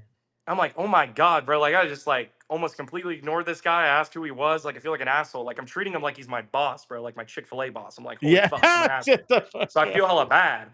He's Yeah. like, he's like, man, like, let me know, like, when you get home, let's work and like figure out what you can do for your brand and your business and everything. I love what you Mhm. do. Okay, so that's the first time I ever went to a sneaker con, did this whole live stream shit, right? 2023 comes around. It's Fort Lauderdale sneaker con weekend, right? Okay. All of us get into a house, right? At the time, it was top tier Funko, Burn Kicks, sneaker season, and I think Fine Curate was there. And I don't know if you're in here, Ant. Ant, were you at that first event in 2023? I think you were, bro. Or maybe you visited. Maybe you visited. I don't know. But Long Lost Kicks too. And this is when Long Lost Kicks was like the SB guy on the app, bro. Oh And shit. yeah, this is like a couple months after going to a few sneaker cons, and I'm telling Season, like, bro, we got to get into this SB shit, bro. Like, this dude, Long Lost, is fucking killing it. So we start doing SBs and shit. We get into Fort Lauderdale. We're hitting up all of our boys. We're like, bro, pull up. We got a fucking mansion. There's like 7 of us in the house. Like, I got my buddy Noah with me. All of our other friends are there. We're just fucking LARPing, bro. Ready for sneaker con. Bro, Did y'all Long have a Lost pulls pool? up. No, there's no pool at this one. Okay. No. Because I saw a So, stream with all of you guys, but it yeah, was in a mansion and there was a pool. And I was like, yo, who the fuck are these dudes? bro. That was like the next year, bro. Like that was 2024. Okay, Or okay, later that okay. year for Miami, they did a Got Soul. Long Lost pulls up to this Airbnb, right? He's like, yo, guys, you ready to kill it tomorrow? I'm like, yeah, bro. Like, let's go crazy. And shout out, guys, if you don't know who Dirge 4 is, he's an absolute legend on the app. He is probably our number one biggest supporter from like day one, bro. Like, he was, guys, he was like the rerun goat. He was the fucking guy that was always looking out for us anytime we are at an event, bro. He's probably door dashed us like 100 meals. You know what I'm saying? Through all these events, like he was looking out for us, like a you know an unk would, right? Yeah. And So he's still on the app or he's still in the app, like here and there. He owns like this yeah. big company in Fort Lauderdale, very well known over there. Great guy. He's always helping us out and shit. So every time we're in Florida, Dirge pulls up, bro. Oh Hey, shit. LSO, thank you, bro. He pulls up. He's like, yo, guys, I'm gonna pick you up tomorrow, 5 a.m. sharp. We're going to the fucking sneaker con. We're going crazy. He picks us up, bro. Takes us to the event center. We're all of us are there, bro, and everyone's trying to replicate the weekend stream that I did in Atlanta. Oh Funko's doing it, Burns doing it, shit. Season's doing it. Bro, we all get together. We're all buying hella fucking shoes. I think I bought like 400 pairs, bro. Like it Oh was damn. insane. I spent like $60,000, bro. Okay. And everyone else spent like this is when everyone was like a very new streamer. Some spent 10, some spent 20, some spent 5, but there was probably like 1,500 shoes in that house. Dirge, what's good, Dirge? I'm talking about you, bro. I'm talking about Fort Lauderdale, the 2023 event. Oh shit. Bro, we get back. Dirge just helped me unload this shit. I'm like, fuck it, bro. I'm not even gonna list these items, bro. We're just gonna run it sneaker number one. We're gonna go Just stupid. random pulls. Yeah, they're just like, all right, bet. He's like ordering post-it notes and shit on like Oh DoorDash. shit. We're taking all the shoes out of the boxes, bro. I take this massive picture of all these shoes. I'm on Instagram Live. I'm like, guys, fuck the sneaker drop on the website tomorrow. We're going live on Whatnot. We're selling all this shit on there. If you're a member on the website, I'll give you a $50 gift card if you buy something tonight, right? Oh So I didn't have shit. to like worry about the members. Bro, we had like 300 people in that joint. It was probably one of the biggest streams on Whatnot at that time before there was like massive promo, like in-app Of promo. course. Yeah, yeah, yeah. Bro, I sell So you through were still everything, doing the dog. website and everything at this time. Yes, I've been doing the website, like just to cut the website out of the picture because I know that shit's getting boring. I Mhm. stopped the website last year when I opened up the store. Like that's how Oh long I was doing it. Five and a shit. half years. Yeah. Never missed a weekend drop. So I was Okay. very dedicated. In the last 2 years of that whole website gig, I lost hella money, bro. But I did it because like that's what made me the person I am today. Like I had to do it, bro. So Like, guys, when I was at, and I'm sorry to interrupt, but go ahead. when me and Bang went to your grand opening, there Hmm. was something you did, but you did it on Whatnot where you dropped the SB4 navies at Yeah. retail. And Hmm. I was like, what is he doing? And I was like, what is that? He was just like, because you were like, you did a giveaway, and then I think it was like 20 or 25 of them, and you were like, yeah, at retail, boom, and it sold out like in seconds. Yeah, sold in like 2 seconds. And I looked at Bang, I was like, what the fuck was that? Like, what? Hmm. But I didn't know that was part of that's been part of your Yeah, business for a model. long time. Okay, damn, Yeah, that so actually now makes sense. Okay, but yeah, I finished the website in like 2025 August, and I was really focusing on Whatnot between 2023 and that time. uh huh. So we do the stream, right, bro? I got like fucking, bro. I felt rich as shit, dog. 78,000 or like 77,000 in my Whatnot account, dog. I'm like, holy Oh fuck, we're shit, lit. we're And bro, fucking like guys, like balls. just to put that into perspective, it was like $15,000 in profit. Like it was absolutely insane. Like And that guys, was and I'm just your very portion, grateful. or that's Just everyone's? my stream, just my Okay. stream, my money, my stream. Guys, I'm so grateful to be on this platform. Like Whatnot has like literally changed my life. It has changed other people's lives. And guys, if it wasn't for Whatnot, bro, I'd be cooked. You know what I mean? So Yo. that shit was great. Bro, there's some people outside. I don't know what the fuck they're doing. Hold on. I'm confused. Oh no, they're just walking by. Um, so bro, Funko, I'm talking about the first event, bro, the fucking Fort Lauderdale event, bro, and I talked about how you met me in Atlanta, bro. Appreciate you. So, Fucking dude, goat. I finished my stream. I got all this fucking money. The boys are doing their stream. I think Funko Burn did their stream on like Sunday morning. My buddy Noah did his stream with the portion of the shit he had with like Carlos and shit. I don't know how that worked. And then Season did his stream, bro. We had like 1,200 shoes to ship at the end of Jesus. Sunday night. But we all Okay. flew out Tuesday, right? So like we had time. Yeah. And our only resources we had were Dirge's car, his massive fucking truck, and long lost shit box, bro. Absolute shit box of a truck. Okay. I love that fucking truck though, bro. That shit's lit. The AC only works on max. It doesn't work on medium. It doesn't work on low. It only works It's on only max. back. So shit. The thing rumbles and shit, bro. I think like when I get in the car, the suspension goes like this. It's a shit box, bro. So I'm like, fuck it, bro. We're gonna hit up Dirge the next morning. I think Dirge, correct me if I'm wrong, but you had to work that morning or whatever. or Oh. something, but you brought us boxes. I remember you brought us boxes, yeah. And then Long Lost brought us tape, labels, everything, bro. Dude, the stack of labels for all the streams were like this, bro. So the whole Monday morning, bro, we are packing shit. I finished Oh. shipping at like maybe like 9 p.m. that night. I'm fucking beat, bro. I fall asleep. I wake up, bro. The house is a fucking mess. And keep in mind, I think either I rented it or maybe a lawn or burnt. I don't know who rented it. Someone rented the house, okay? There was fucking lemonade. There was Hennessy on the ground. There was fucking weed on Oh the floor. It smelled like shit. shit. There was like Waffle House all on the ground. Like it's like they went crazy. Bro, Funko tells me they had a crazy stream, and like this is when you could do like gambling or whatnot, right? Like you could do like giveaways, but like not really. Like you pull it out of a hat, I bro. remember people were smoking weed on whatnot, Yeah, we used to like smoke weed in on camera, camera. like it was Yes. allowed, right? Uh-huh. Bro, they were up until like 4 o'clock in the morning. They went to like Walmart, bought a bunch of like candy, right? And we're like selling candy packs for like $20 and Shut like the fuck. drawing hats for like 5 or 10 shoes at a time to get rid of them all, like as fast as they could. Bro, bro, there was literally like 800 more shoes to pack, bro, because I already packed my 400. There was 1,200. So I'm Okay. like, you guys better fucking pack this shit, bro. We have to leave tomorrow night at like 8 p.m. and checkout's late. We negotiate with the Airbnb host. They pushed back our checkout like another day. So we had to pay for it, obviously. And we're Of shipping all course. this shit. Bro, that house was insane. The entire garage, up like probably 2 stories of just cardboard and shoes, bro. We get a 25-foot truck, fill that entire bitch up. It's like 4:15. If you guys don't know, USPS is closed at 5. So we're like, long lost Noah, get in the truck, take us to your local post office. We're dropping all this shit off, bro. We eventually find a post office, unload that shit, bro. That post office had to close for the next morning. Like they had to Stop it. process. There was so much shit, Oh right? shit. Drop it off, bro. We all get back home. All of our accounts are booming and shit. They're like, that's the craziest shit we've ever seen. Please do it at the next event. So after that, bro, this is like 2023, the start of it. I just went to sneaker cons and I resold shoes. I did streams by myself. I did them with friends. I did it every single weekend. It was life changing, bro. I was making a lot of money. I was investing a lot of money. I was still in a storage unit. And then I want to say around 2024, I wanted to get like an actual like warehouse. Got a Mhm. warehouse in Rockland, which is about 20 minutes from here. If you guys remember the old warehouse, you remember the old warehouse. The shit was amazing. I remember I watched the stream. I watched you stream from there, and one night it was raining, Hmm. and you would just have it up with the light, and but a lot of your thing was like with the camera facing upwards, and Yeah. you're just going through boxes and shit. Bro, if y'all remember the storage unit, dog.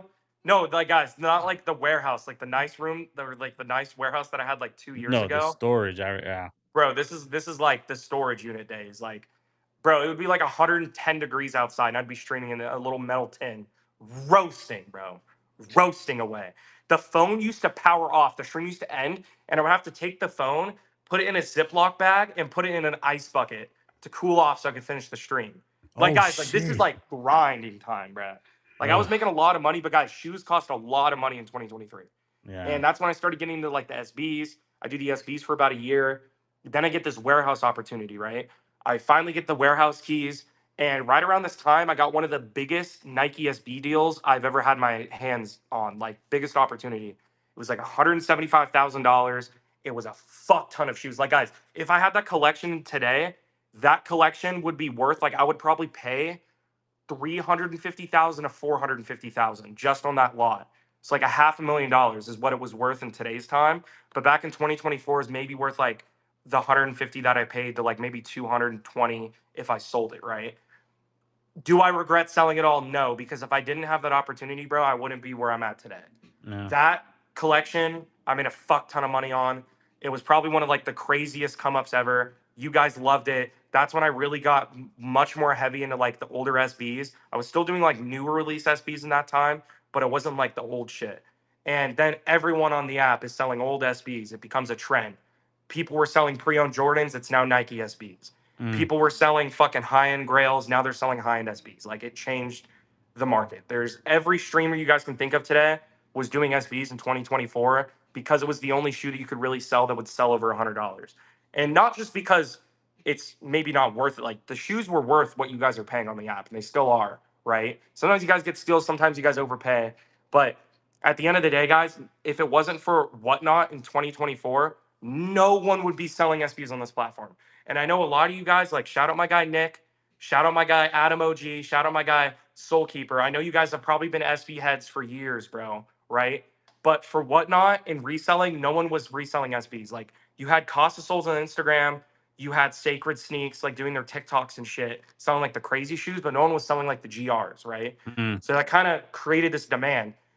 I will argue this to the end of the day. The market only shifted because of the amount of collectors that were in this space that started appreciating these SB dunks and the SB community. Half of you guys don't even, I would actually say 90% of you guys have never touched a skateboard in your life. Okay. And that's not a bad thing.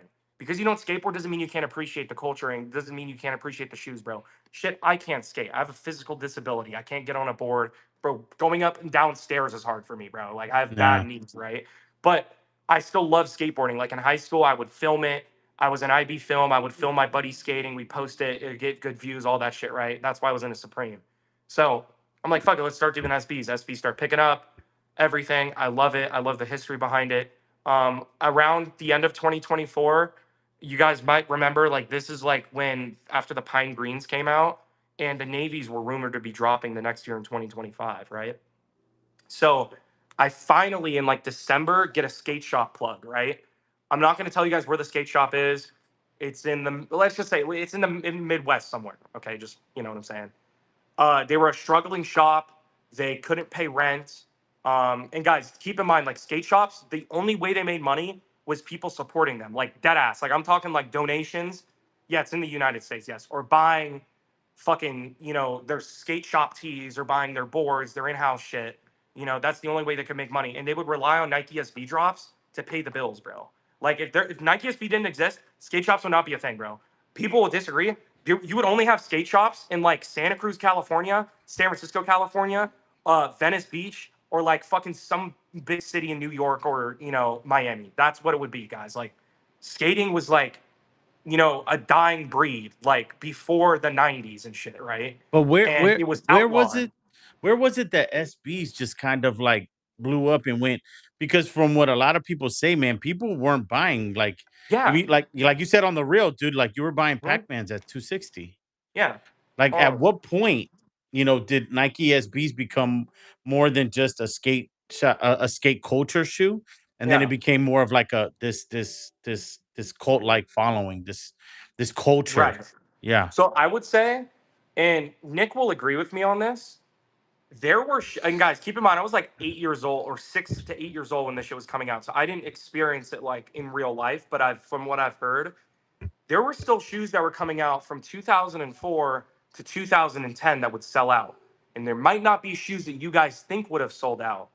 One of the shoes that were really, really fucking hyped, and I mean like OD hyped, especially in the East Coast, was the Statue of Liberty SB Dunk High in 2009, 2010. That Wow. shoe, bro, they sold out everywhere. Everyone wanted them. That was a fucking banger shoe. Another shoe, you had the Newcastles, you had the Heinekens, you had the Cali Lows, you had the Oompa Loompas, like all these pink box shoes, silver box shoes, gold box shoes were fucking like desirable, but they weren't worth what what they are now. They were worth Yeah, like a of couple hundred course. bucks. Yeah. Um, I would say Supreme was the first company that really had a big fucking impact on the SB world. Back in I think it was 2003, maybe 2002, when they dropped the black cement SB. That was Mhm. the first ever collaboration with Nike SB in an outside boutique or a skate shop. Supreme is a skate shop. At the core, guys, Supreme is a skate shop. They collaborated with them. The black cement was the number one shoe. Everyone wanted it. 2006 rolls around, 3, 4 years later, they dropped the Star Pack. That's when SB started fucking like exploding in the skate culture again. Mhm. Because like what you only had around that time, you had P Rod signing to Nike, you had all of these brands coming up, but nothing was like quite what Nike SB was. Nike SB starts getting all these skaters, bro.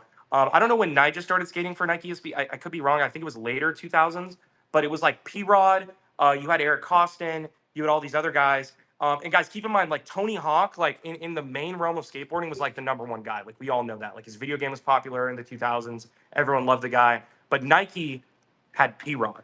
2008 for Nigel, yeah. So later 2000s, I was right. But like, yeah, the big companies at the time were Vans and shit. But Nike SB wanted to compete, so they're signing all these skateboarders. They're putting them in shoes. They start putting these shoes in like big box retailers like Big Five around like 2005. Like You know, the Bigfoot, or not the Bigfoot SBs, the Mocha Lows, the Traillands, I think is what they're called, the Traillands. The trail That was leads. like that was the shoe that Big Five started to get. But guys, they weren't selling, bro. They literally were not selling. Like Big Five put those bitches on sale for fucking 39.99. Like they weren't selling, bro. So 2006 rolls around, the Supreme SB comes out. That's hot. Everything's moving. Where I think Nike SB really pivoted, and guys, keep in mind, I didn't live through this, was the Blue Box era. The Blue Box era changed Nike SB collaborations. You got to think Eric Costin, Ty Temples. You had P Rods coming out re-retroed. You had all these, collabs happening. Yeah, ES was big, Supra was big, all these other brands, right? A couple more years go down the road, tape box comes out. The tape box, in my opinion, from what I've heard, I didn't experience it, ruined the Nike SB demand. There was no demand associated with the tape box era, bro. Like I'm talking, Really? everything was on sale. I remember being in fifth or sixth grade, bro. Send helps were on sale for $29 at my local skate shop at Ground Zero. They're no longer here. It was by the In and Out on East Roseville Parkway. It was like the biggest skate shop in Sacramento at the time, besides like maybe like PLA and a couple other stores. But like they were all on sale. Every skate shop in the area, Good Times up in Grass Valley, everything was on sale. No one wanted those shoes, bro. And a couple more years went by. Nike SB was dead. Tape box came out. Nothing was selling out besides maybe the concept shit. You had like the ugly Christmas sweaters. Like the only big shoes that were selling out were the collabs, bro. And yeah, OGs were on sale too, but I'm talking like they were like giving them bitches away. The De La Souls came out, I want to say 2014, 2015. They were in retailers and outlet stores until like, yeah, 2018 maybe. They're on sale, 2019. End of tape box, 2019. Nike SB is starting to pick up traction. They just dropped the Jade Horizon SB, the Cracked Porcelain SB, and those shoes were reselling for like $200. You started to see a trend of like appreciating value in these SBs. There was a point in time, guys, I was still in the Cook group at this time, 2019, where Mason sent out this link. It was nikesb.com/stores. I would find the store list. I was in high school. I would literally go to the bathroom. I would call all these skate shops. I'd be like, yo, do you have this shoe? Can you PayPal invoice me for him? Be like, yeah, bet. They would send me a PayPal invoice. I'm talking JPack Pine Greens, Jade Horizons, Spectrum Highs, all the 2019 pairs. I would buy all those shoes. I would sell them to StockX for like a $20 margin, which was huge back then, bro. And I'm Mm. buying all these SBs. I start following this page called Nike SB or Nothing. If you guys don't know that page, he's a great guy. He's been doing this shit for years for the love of the game. He makes no money from this shit besides if like shops work with him or he's paid by Nike. He does it for the love of the game, bro. 2019, the end of 2019, they're promoting this new SB that's coming out, which is called the Night of Mischief. And people will argue me, I will deny the claim. The Night of Mischief SB got all the new heads into Nike SB in the skateboarding realm. All the old heads came back to it. They all enjoyed this shoe. I remember it dropped at my local shop like in the middle of the day in October. I call my mom, like, Mom, like, get me out of school. Like, this shoe just dropped. They're going for $400. I don't want to pay resale. I really wanted this shoe. I want to wear it. Bro, she calls me out. I go there. Bro, they sold the last pair, dog, to someone right in front of me. I was Damn. pissed. It was my size Fuck. too. Yeah. So, and I've never seen this before. Like, I've been to Jordan drops. Like, Jordans were still huge at the time. But, like, Mhm. bro, there was like 100 cars trying to park in the small ass lot to go buy this shoe. Bro, so I go home, I'm pissed. My buddy, shout out my guy Chris, he's from Colorado. He's really big in like the weed business and has like all these other car wash businesses and all this other shit. He's like, yo, Dylan, I got you a pair, bro. I'm like, thank you, dog. Retail, bro. Guys, this is when SBs like they resold for money, but like you would never like tax your boy. Like if your boy wanted a shoe and you could get You it, get it you too would, for yeah, yeah, you gave it cost. to him. Kind of how Yeah. like how we do it, right? Or like Yeah. you and Nick might do it, right? At cost. So he gives it to me at cost, bro. I'm so grateful. I love this shoe. I wear it to the fucking football game on Friday.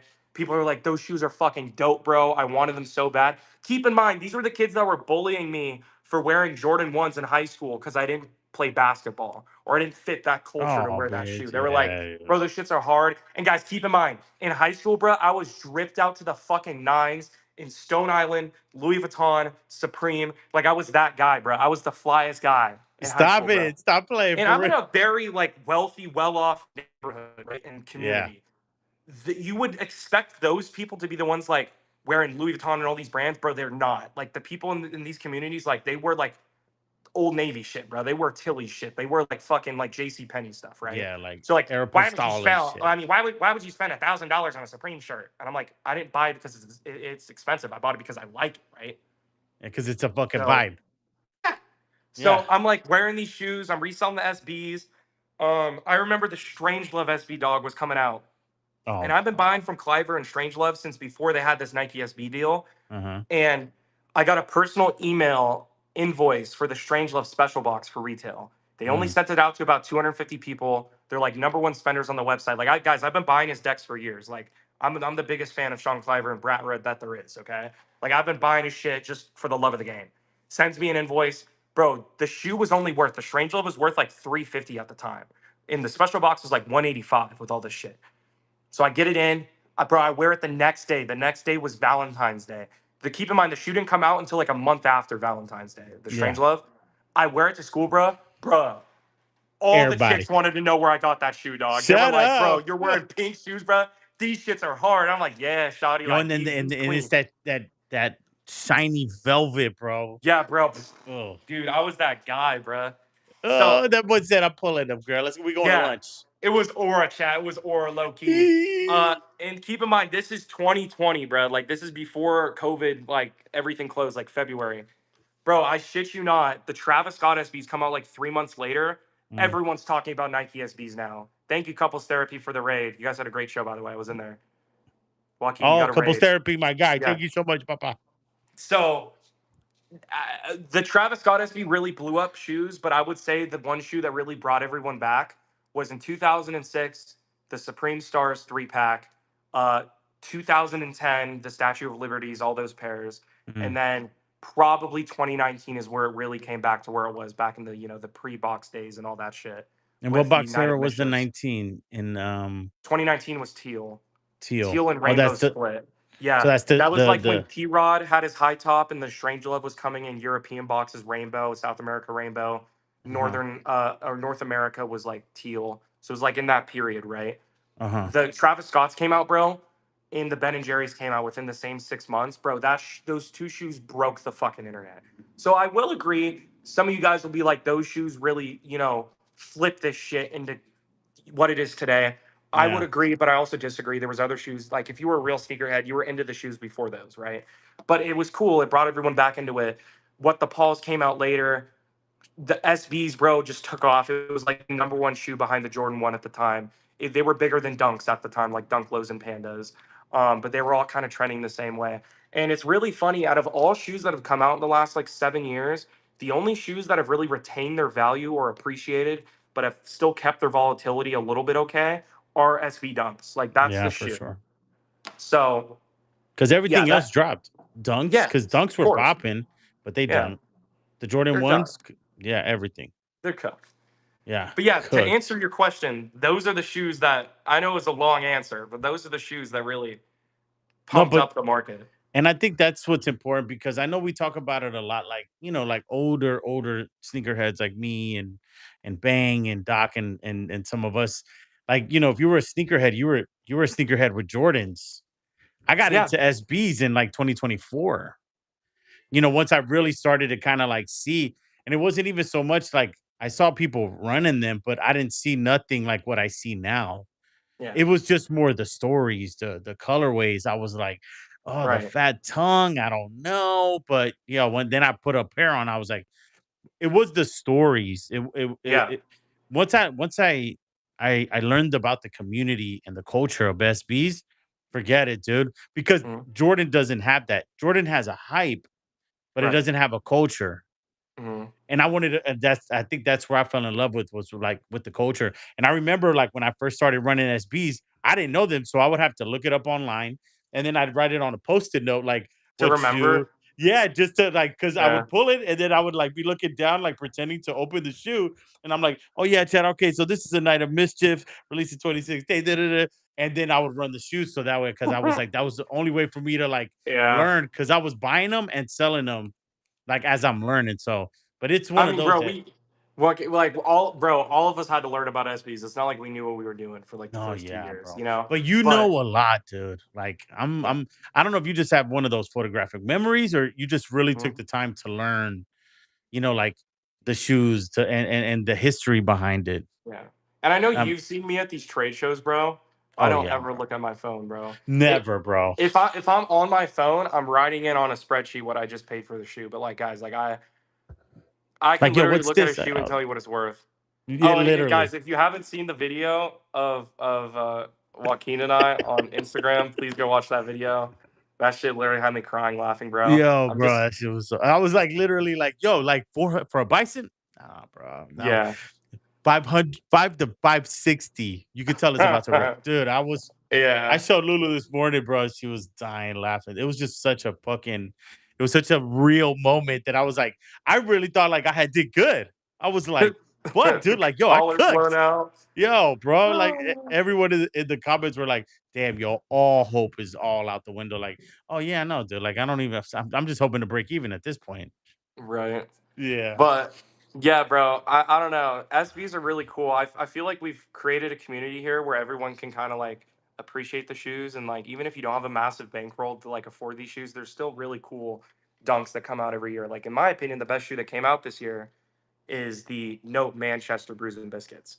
A Oh, lot of bro. people will disagree, but I love that shoe. I think it's beautiful. It's Yeah. not better than the Haley Wilson, and it's not better than like all these other dunks that might have come out, like Nardwars. I don't think they're better than those. Um, Yeah. but it's a really cool shop. It's in Manchester. Like it's so unique.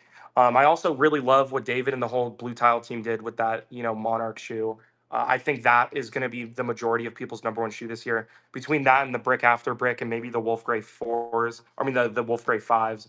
Um, but I love the biscuits. Yeah, some people might agree. Like Leslie, I'm sure you agree that the biscuits are better than the Haleys. I disagree, but I mean they're both amazing shoes. And guys, a lot of the shoes that have been coming out, they're very affordable. Like pretty much 99% of the SBs that come out right now are retail to Yeah. A two hundred little bit dollars. over. Yes. But The what's blue top. amazing, Uh huh. you can buy them and sell them to people on here, make 10, $20, have a great customer, give them a good deal, and they don't have to go sit in a fucking line. Or they don't have to fucking hope and pray that the shoe they're buying on eBay or StockX is real, you know? No, sure. So that's And cool. the blue towel was the one that once I saw because the blue towel isn't even David's story; it's his Mhm. manager's. Yeah, it's his manager. And I Yes. was like, "Oh, what the fuck?" Because this whole time I thought blue towel. I mean, I thought David was a Spanish dude, No, and then no. come to find out it's his manager. And I saw the Mhm. story. I was like, "Oh, bro, it's so Yeah. dope." And then when Lulu heard the story, she was like, "Yo, we have to have a pair. It's Yeah. mandatory." Thank you, so So, creative. huh? Someone just said I love Grail's release streams. I was saying thank you. Oh, no, yeah, and the thing about your release streams is that you'll never do them early. You release them when they Yeah. release Yeah, publicly, that's like that's another thing I want to talk about. Like guys, like I will never sell a shoe early. Like these skate shops that I work with, guys, like they still have standards. Like you guys might think like, oh, it's fucking scummy. A skate shop in a massive city wants to go sell the Grail Caviar before the shoe comes out. Like, bro, nah. Like, bro, if it wasn't for, I'm not gonna say there's people like me out there because I highly fucking doubt it. I know there's scumbags in every fucking city or yeah, wherever these skate shops may be, where they go in there, they buy the shoe, they dump them on StockX, or they go try to sell it for the moon before they come out. Like those are yeah, the scumbags, bro. Like you know what I mean? Like but if I'm already getting it for such a good deal, bro, and I have the risk of keeping it and maybe making $10 or $5, I'm gonna save the shoes until the release day. I want you guys to go out there and support your local shops and provide for them, bro. Yeah, I still do the release streams. So, guys, like I get these shoes like a week early, okay? Like right when they come out. Sometimes, like there's been a couple releases like the Deshaun Jordans where the skate shop they might be a few states over. It takes like 5 or 6 days for them to get in. I might pre-sell them and then ship them out later. Like that does happen, or like the stream might be really delayed. But guys, like skate shops, like if they sell shoes at the retail price, like they're only guaranteed that small margin, right? Like yeah, right then and there, they're only guaranteed. Like I'm not going to tell you guys what they pay and everything because that's like their thing, but there's not really that much money to be made.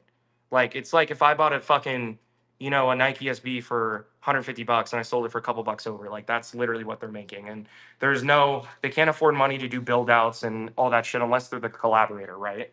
So yes, I do like to go in there, pay a little bit over retail, help them out. They help me out. And guys, I want you guys to understand this. Like if I'm doing business with a skate shop that's in your area in the East Coast, the West Coast, the South, let's say, I'm not saying, bro, give me your whole fucking stock.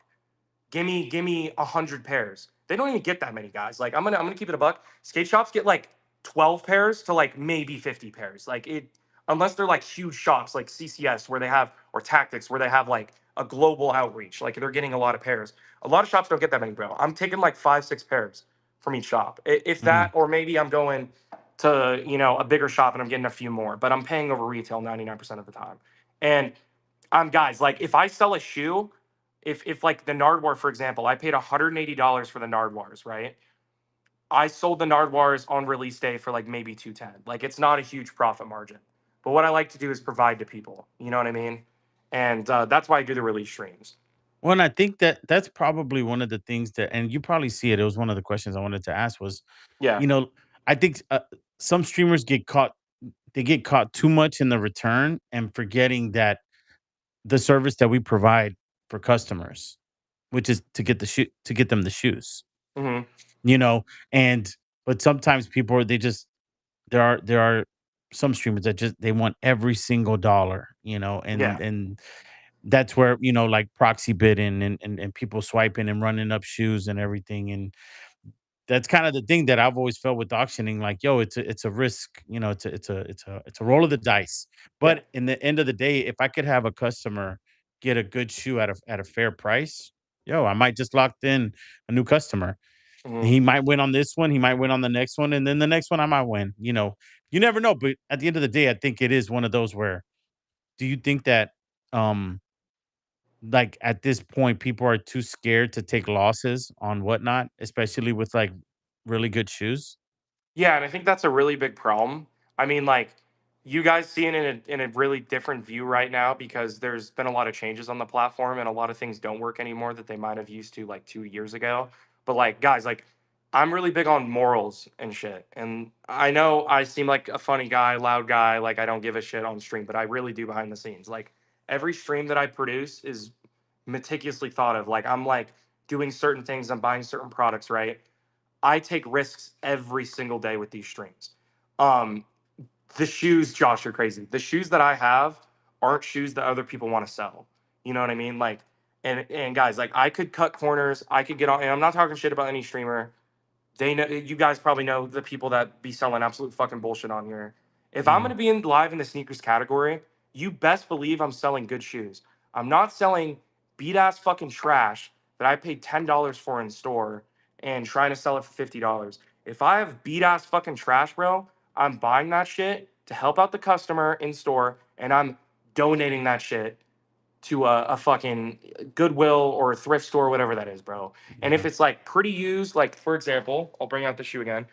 If it's pretty used like this, and these aren't really that used, bro, but in my opinion, they're pretty fucking used. I don't feel comfortable putting this in a heat stream and being like, guys, $400 shoe, run it up. You know what I mean?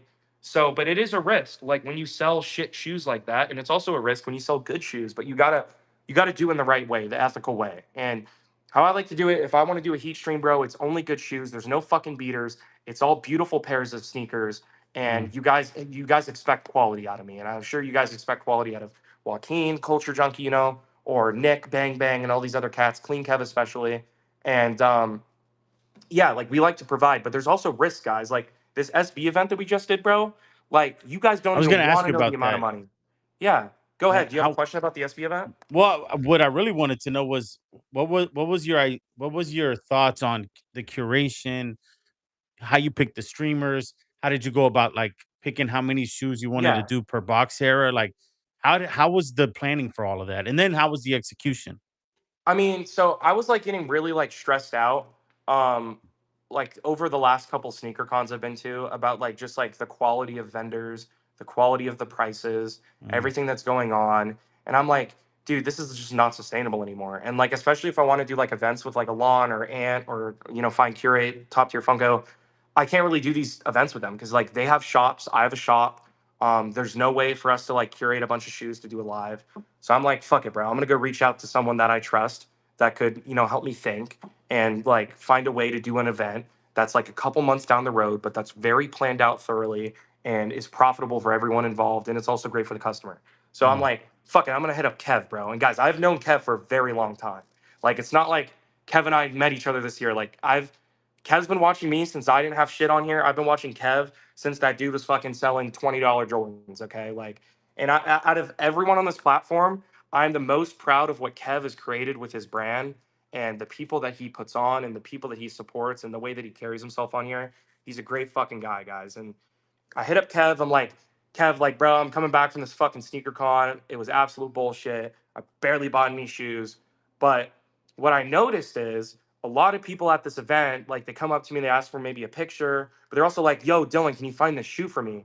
It's really hard to find. It's from the specific era, but I only want to buy it from you. And I'm thinking, like, what if I did an event? And I'm telling Kev, like, we're brainstorming. I'm on a flight and texting him. I'm like, what if we did an event where we pick like 12 streamers? Everyone has their own box type. Or maybe they share a box type or we co-host.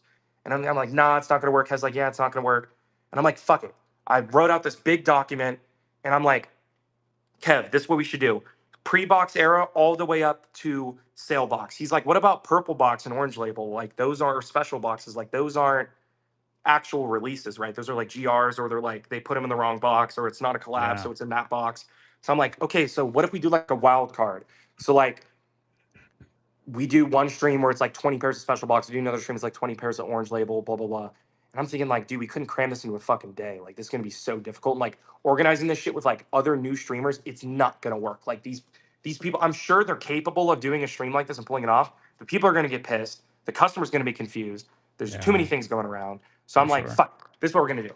I'm gonna be like, okay, we're gonna have one decade. It's going to be a Friday. We are originally going to do 5-8, which stands for SB, like the Club 58, Club SB, Club Oh, 58, nice. Yeah. right? But it wouldn't have worked because Detroit SneakerCon was coming up. Kev had a lot of investment into that, like in the city. Like he's got to be there for SneakerCon. Mother's Day was the day after SneakerCon, so we couldn't fucking do it, bro. So I'm like, okay, let's push it back. This is after I already kind of found all the streamers. I mentioned it to Nick very early on in February when we were together, I believe in San Diego for Kobe Swap Meet, and we're brainstorming. He's like, Dylan, I really want to do Gold Box. I'm like, don't even worry. Like, I've already expected you to do Gold Box. 50,000 or $30,000 weekend. Thanks, guys. Yes, Soul Yeah. Keeper. GG's. So I'm like thinking of a bunch of streamers, and guys, like, I don't have beef with these other streamers, and I don't want anyone to think like any of us in this group had any specific beef with certain streamers and didn't want to participate with them. That's not the truth. It was really hard for me to find these streamers to do these box types. If you guys really like look at it and you're fans of all these other streamers, you know exactly what these streamers are best at. Okay? Like for example, I wanted Joaquin at the time to do black box, right? We're not going to get into the reason why he didn't do it, but he just had a lot of responsibilities, right? So Joaquin, you stepped away, right? And then we're trying to find another person to do it. We're Mm. brainstorming. We're like, what if we get Soul Keeper to do it? I'm thinking, yeah, he's been doing $1 streams, but I don't know if it's enough time. We're like a month and a half out. I don't want to put the pressure on Vince to get all these shoes and have him put all this money in it, especially if he's not really safe with doing $1 bids. Like it could be a very big loss. Yeah. And Kev's like, fuck it, bro. Let's have Ben do it. And I'm like, okay, if you think Ben can do it in this amount of time and like you can help him, he's your boy, let's do Ben. So we pick Ben. We had C Monday do Silver Box because I know C Monday loves that box era. He's done pretty well from what I've seen with it. So we had him do that. We had Season do Pink Box because it's a very hard one to do. Even though Mm. Season kind of wanted to do Blue Box, everyone really wanted to do Blue Box, but we gave it Yeah. to I Kev. wanted. Yeah. Yeah. Yeah. And I'm like, dude, no one's gonna want to do tape box. Like that shit is dog shit, bro. I don't care what anyone says. That shit is dog shit. So I'm like, I'm gonna take the hardest one just so people don't complain. And then I'm thinking, okay, we got the first 5 or 6 figured out. Who are the 2 streamers that are gonna do the Sunday event, like the big event, like Rainbow in Sale? And I'm like, well, easy. 401 Heat sale box. Like this cat has been slaying in Yes. this sale Y- boxes forever. And I'm like, Yeah. Waldo Kicks, he's the fucking goat of the rainbow box. Like, think about it. Yeah. How many pairs of rainbow boxes he sold, right? So all No these chill. streamers were like Yes. hand selected guys. Like I didn't like just like guess or I didn't like message people like who do you think is best? Like I picked these people, I hand selected them, I talked to them. They're like, I really want to do it. And a lot of these people have never done a show like this before. And it was a lot to trust them to do this, guys. Because one fuck up, I know it might not mean a lot to you guys, but it means a lot to people that are very invested into the show. Someone like, let's say, Soulkeeper Vince, who wanted to spend X amount of thousands in that weekend, now couldn't because someone bitched out and they didn't want to do their event, or someone got Yeah. pissed off that they were losing money. And I get that some of you guys, if you're a streamer in here and you're a part of that, you might have lost some money on some of the shoes, but that's not the purpose of it. When I sent this original like invitation, it was like, be prepared. to lose a fuckload of money. Be prepared to have loss leaders, shoes that are going to promote the show and bring people in. Guys, Nick ran $15,000 buy cost worth of shoes and only got back, I think, like maybe 15.5. Like, bro, he could have lost 2,000. He could have made 2,000. He was lucky to walk away with 500 profit. Like, that's what I'm talking about. Two Mm, shoes. Okay. And it was tough for a lot of people, right? But I've also talked to, Nick, I've talked to Kev. Those were some of the biggest bid streams we've ever seen on Whatnot. oh, With for the current sure. state of it, it was Yes. very, very impactful for the SV world. And a lot of people got into it, like the SV buying and everything. A lot of people really appreciated that shit, and it worked really well. Whole lot of work for 500 bucks, guys. I want to tell you right now, not one of us walked away from that event down money. Okay, not one of us walked away with that from that event with only $500 in our pocket. Like, come Mm-mm. on, bro. Like, guys, I did tape box, and guys, I'm very transparent about the money that I make on this app. I'm not trying to hide it from you guys. The tape box shit, it was very difficult. I maybe made like $1,500, and I know that sounds like a lot of money, but guys, when you're investing $15,000 to make 1,500, that's pretty dog shit. But I was kind of expecting that because the shoes were so tough and like I couldn't get the right sizes. But I was very grateful to put these pairs up and plan an event where everyone's really happy, and I think it worked very well. You So know what's crazy is that like even when you had told me that about Black Box, I was like, oh no, bro, that's dope. Because I'm thinking fucking nasties and shit. But I yeah. was my second one was tape box. I don't know why I like the tape box Oh, era. I love it, bro. But There's I some mean, I know the sleepers. people hate it, bro. The people Really? fucking hate, bro. My stream was so dead, bro. I was so worried for Billy because like I had Billy come to the shop to do Teal Box, right? And I'm Uh-huh. like, fuck, bro. Like I gotta hurry up. So I'm just like burning through this shit. I'm like, all right, I already hit my cost of 15,000 after fees. I'm just gonna keep fucking ripping this shit. I only made a couple hundred, 1,500 bucks or some shit. I'm like, bro, we're gonna see it. And guys, my money was on it. That Billy stream would be the craziest stream, and I was fucking right. Bro, that stream went stupid. He only had like 80 pairs, 90 pairs. Bro, Uh-huh. y'all stayed in there the entire night. He arguably had better viewership than I did. The bids were fantastic. The whole entire vibe of the stream was great. You guys were super cool in his show.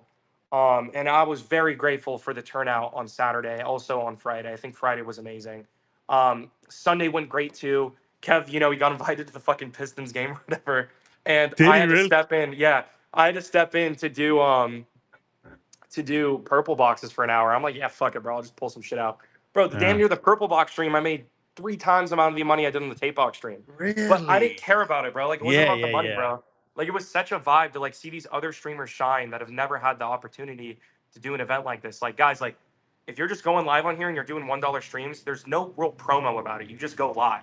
You know Yeah. what I mean? Like you could try your best and argue like, oh, if I post this on my Instagram story, I'm gonna have 30 more buyers. That's not how it works, bro. Motherfuckers go in and out on this app. This stream alone, I promise you, you might only see that 176, 175 number. There's probably been 3,000, 4,000 people in and out of this bitch all night.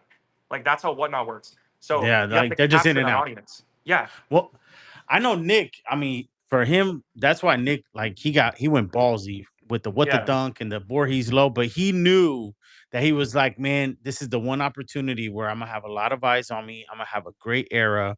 He was like, this is my time to shine. And Nick was really like, yo, if I break even, but I get in front of all these new buyers and they see all these pairs, and that's really sometimes what it is. It's the marketing expense. yeah. Sometimes you have to invest into your marketing just for the sake of viewership and just to kind of stamp the channel that like, no, we can do this shit too. And For like up and coming streamers and everything. yeah, So I think Nick did great. Everyone.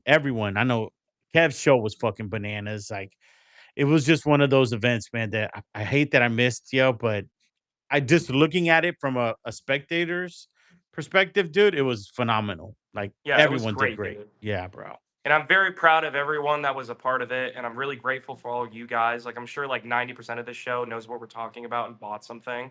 Mm. And bro, and it's really cool seeing like a couple days go by, almost a full week now, and seeing like all these streamers like really grow and like really get viewers. You know what I mean? Like Yeah, I bro. know, like for example, Ben's done a couple streams this week. He's been doing great with even without the rates from Kev or his buddies, like still getting over 100 viewers in his show, Yeah. or Billy going live today and having 120 people in there. Like that's Mm, still amazing, you know. I'm not sure Vince if you rated Billy, you probably did, but like the kid did have 100 people in there. You know what I mean? Like it was kind of cool. And yeah, you didn't. There you go. no. And like it's cool seeing that like without promo or without like support that he was able to be a part of the event and now have this community that's like he has good shit. I'm gonna be in there, and it was just an amazing event, bro. And I'm so glad that it went well. I feel like we could have done it a lot better, and there were some problems along the way, but we figured it out. Like the scheduling, bro, was so difficult because think we're all the way across the U.S. Like Nick and I were the only people that were West Coast, so like it was fucking tough. And I got a store too. I can't just like close the store. I had to close the Yeah. store for an hour both days, Saturday and Sunday, to do these little like prelim shows, bro. Like that shit Oh was shit. annoying, bro. I had a customer get so mad like when he came in He's at because the like I fucking couldn't buy door, like, shoes.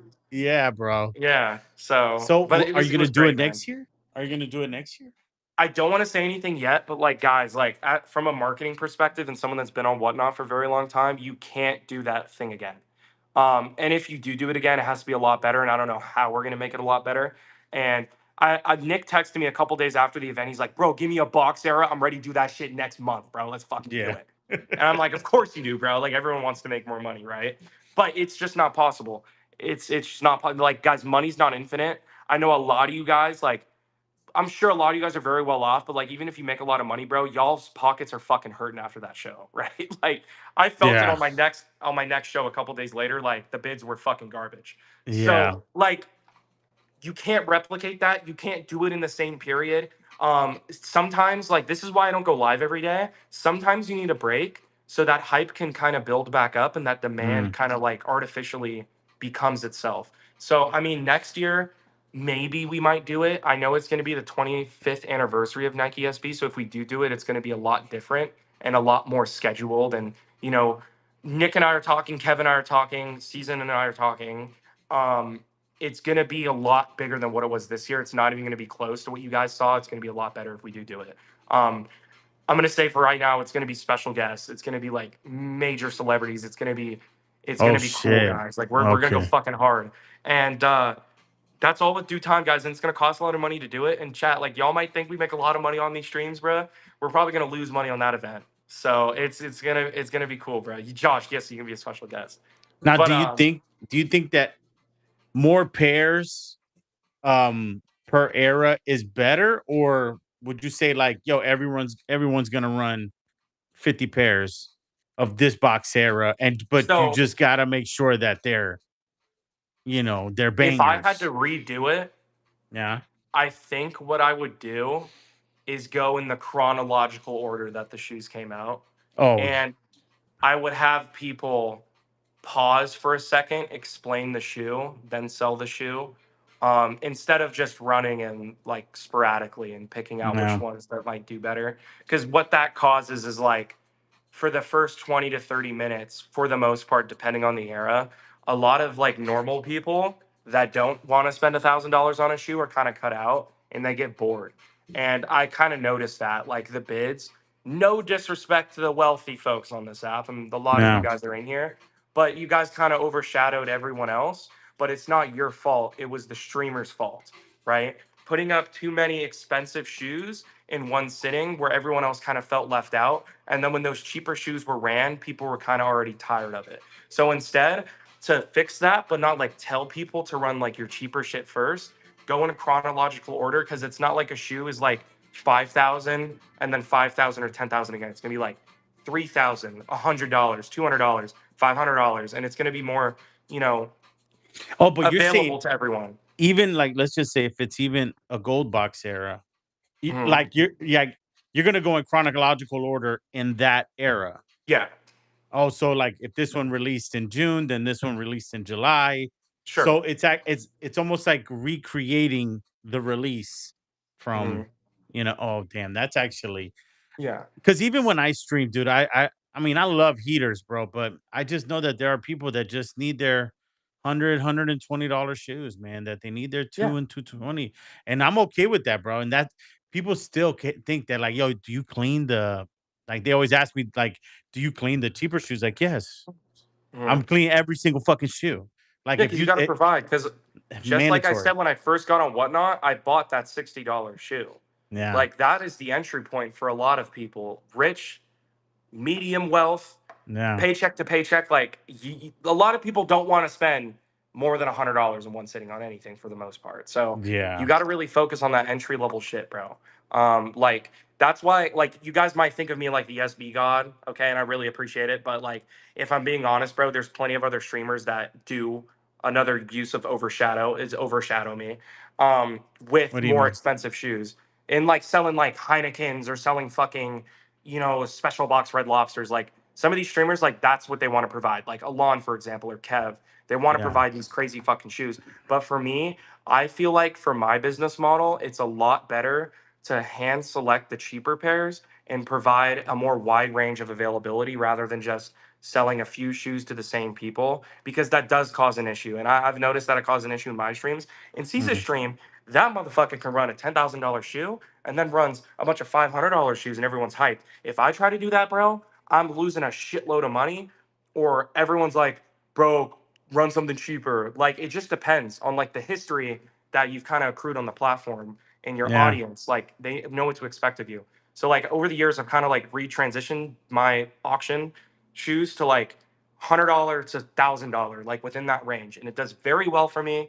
I get amazing reviews. Thank you to all you guys, and that's kind of what I want to focus on instead of just being like, oh, I got to sell the grails, bro. I got to be the coolest motherfucker on the app. Like I'm just trying to like provide a service, provide Yeah. clean shoes at a good price, and get them out the next day. That is my business model.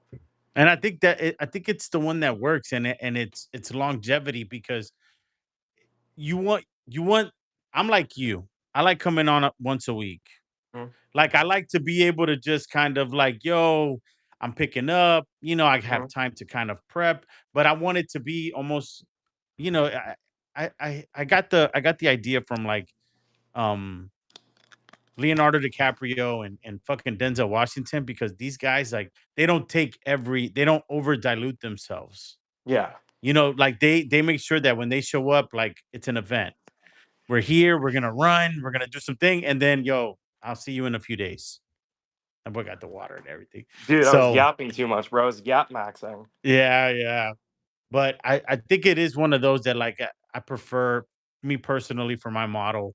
You know, I just go, I source whatever I have for that week is what we're running, and then in a week or two we'll see what we have, and then hopefully.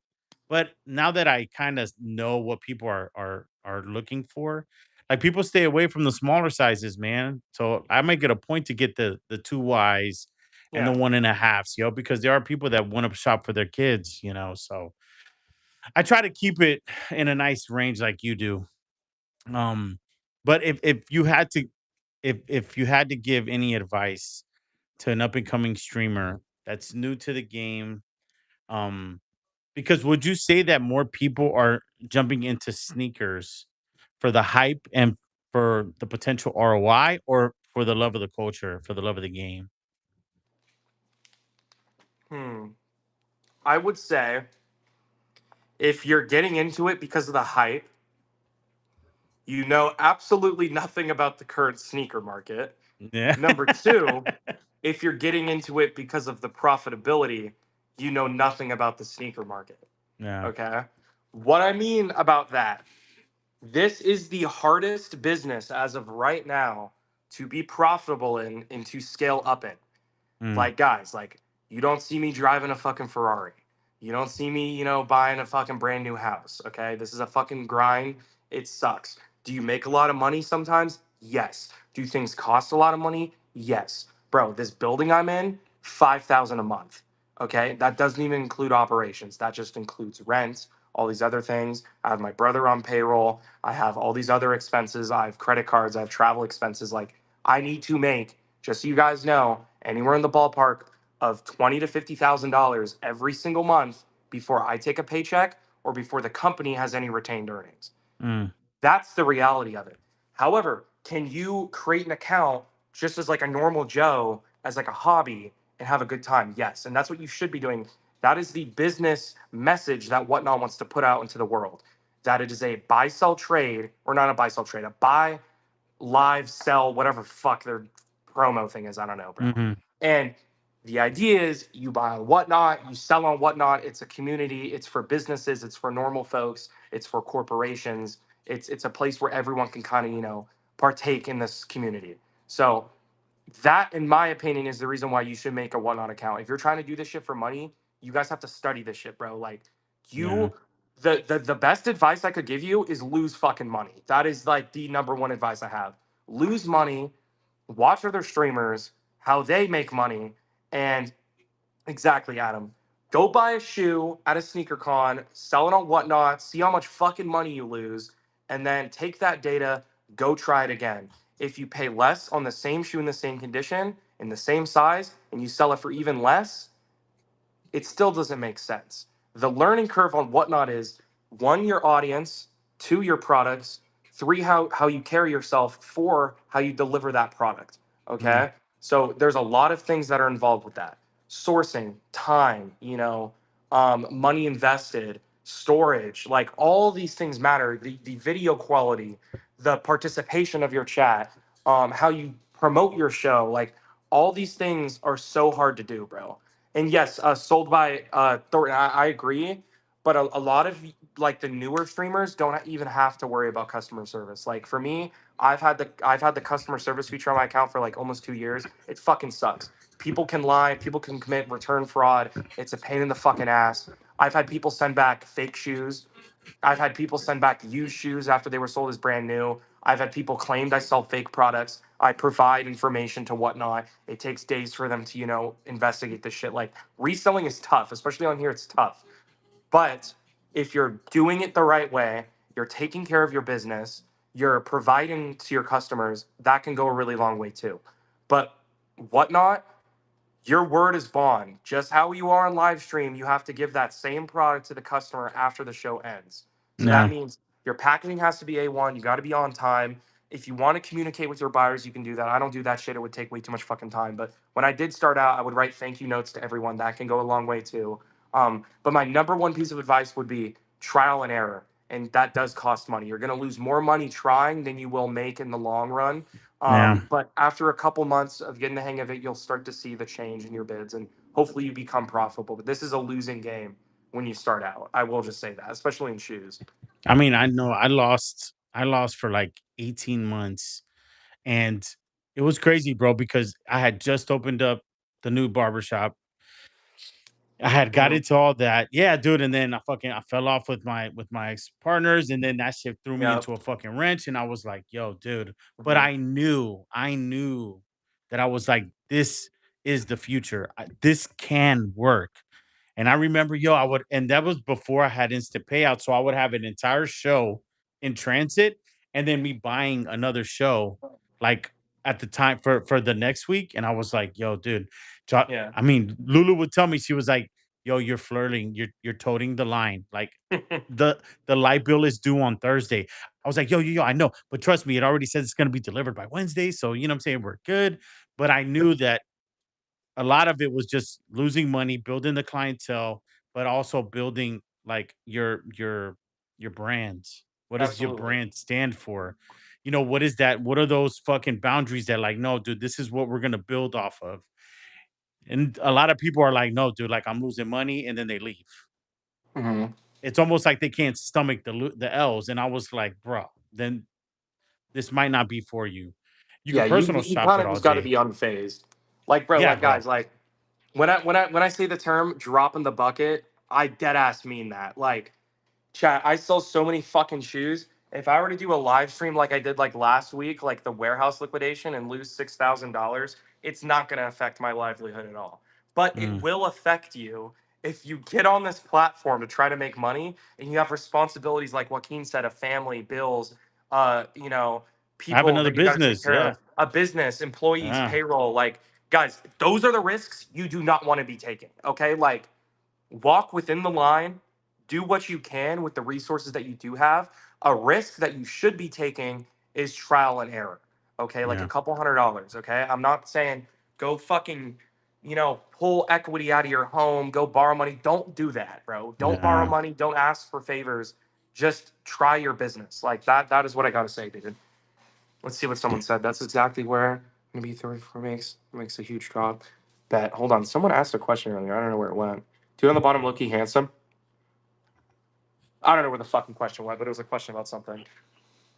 I know what's it called. I think Josh T. Can I ask a very important question? We Oh need yeah, to. Josh, go ahead. Okay, go ahead, Josh. It's gonna be a dumbass fucking question, bro.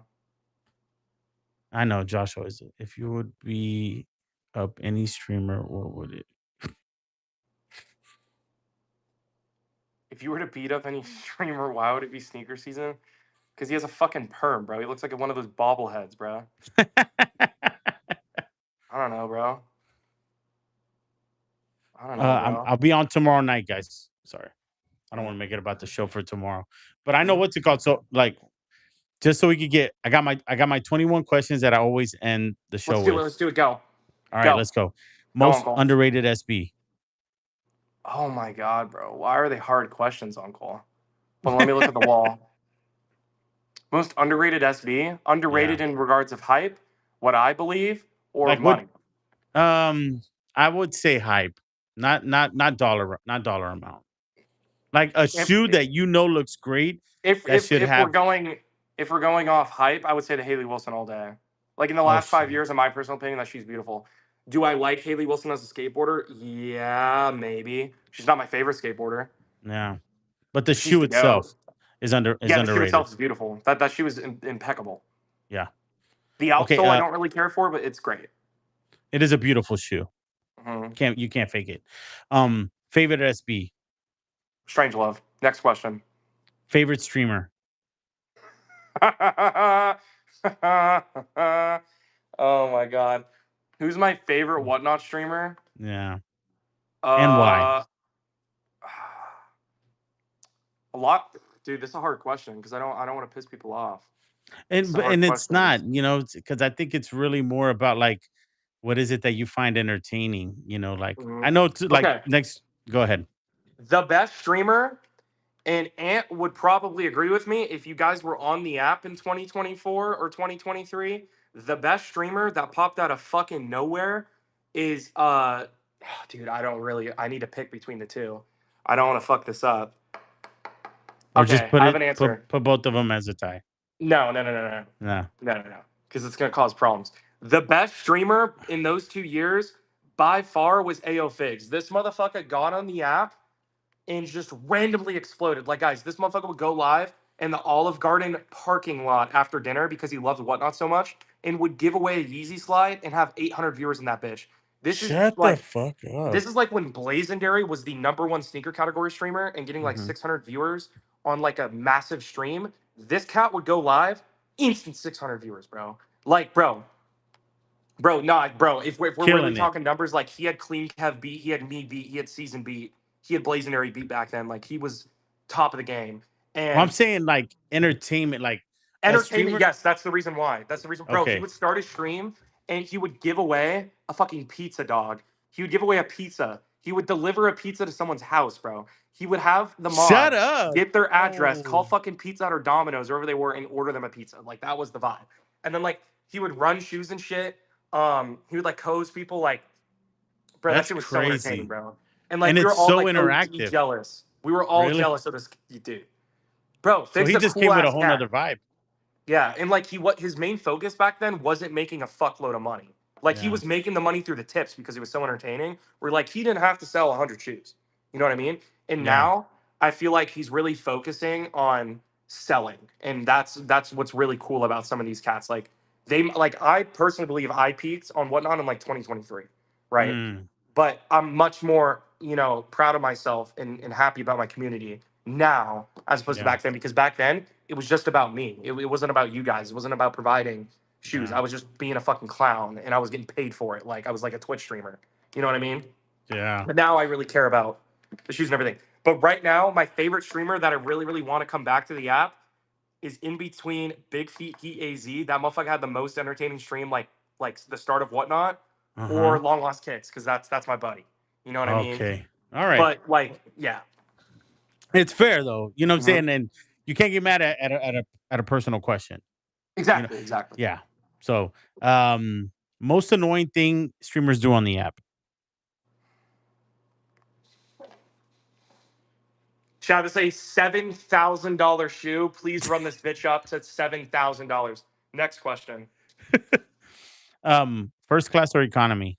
First class. Only because I have a knee problem and I'm a bigger guy. You're tall. And yeah, and I have a business now, so it's technically a write-off. And yeah, but if the flight is like to Vegas, I'm flying Southwest and I'm just gonna be a bitch for 2 hours. But yeah. Have Have you ever had because at least last year I was catching a lot of flights and I was catching sometimes the same because I only fly one airline, but I was catching Mhm. the same stewardess. Has that ever happened to you? Oh yeah, Like all the you time. All now the have time. they ever asked you yo, you're young, like what do you do? Yeah, all the time. Like pretty much like 90% of the time I sit in first class, like the person next to me or the flight attendant always asks. But like they probably think I'm like a Nepo baby or something. Someone Oh, said, really? yeah, someone said he's riding that knee problem. Guys, like I might be Jesus. sounding like a little bitch again, but like Yeah. guys, like I have this thing where like the groove of your knee right here. This is how the ball of your knee sits in there. Mine is super narrow. It fits like this, bro. My shit dislocates on a daily basis, bro. When I sit down, chat, my knees like right now they're popped out to the side. It's so uncomfortable. Sleeping hurts, walking hurts, moving hurts, everything hurts, bro. Like Oh chat, it God. literally sucks, bro. Like stairs are my worst nightmare. Getting out of seats my worst nightmare.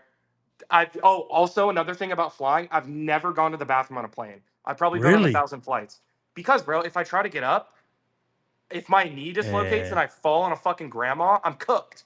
I'm cooked, Eesh. bro. No toilets Jesus. immediately. Yo. So I'm not doing that shit, bro. And No.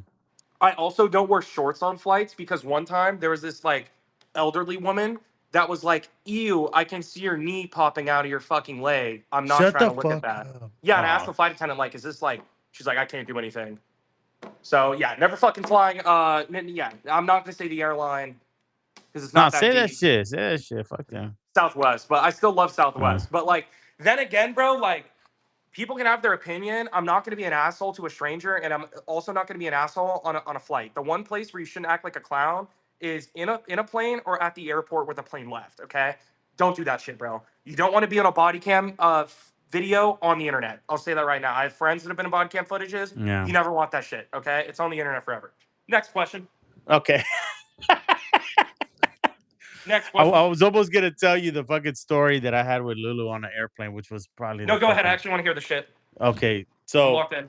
we didn't know at the time, but we were she was pregnant, but we were on a flight, we were leaving, and so she's like, "Oh, I feel, like drowsy or I'm lightheaded." So she gets up and we're in first class. She gets up, she goes to the stewardess, and the stewardess had like, when they block off when the pilot has to go to the bathroom, they block it off with the thing. So she goes and she's telling them, like, "Oh, I feel something," and then just instant faints, like boom. And I'm like this, like, yo.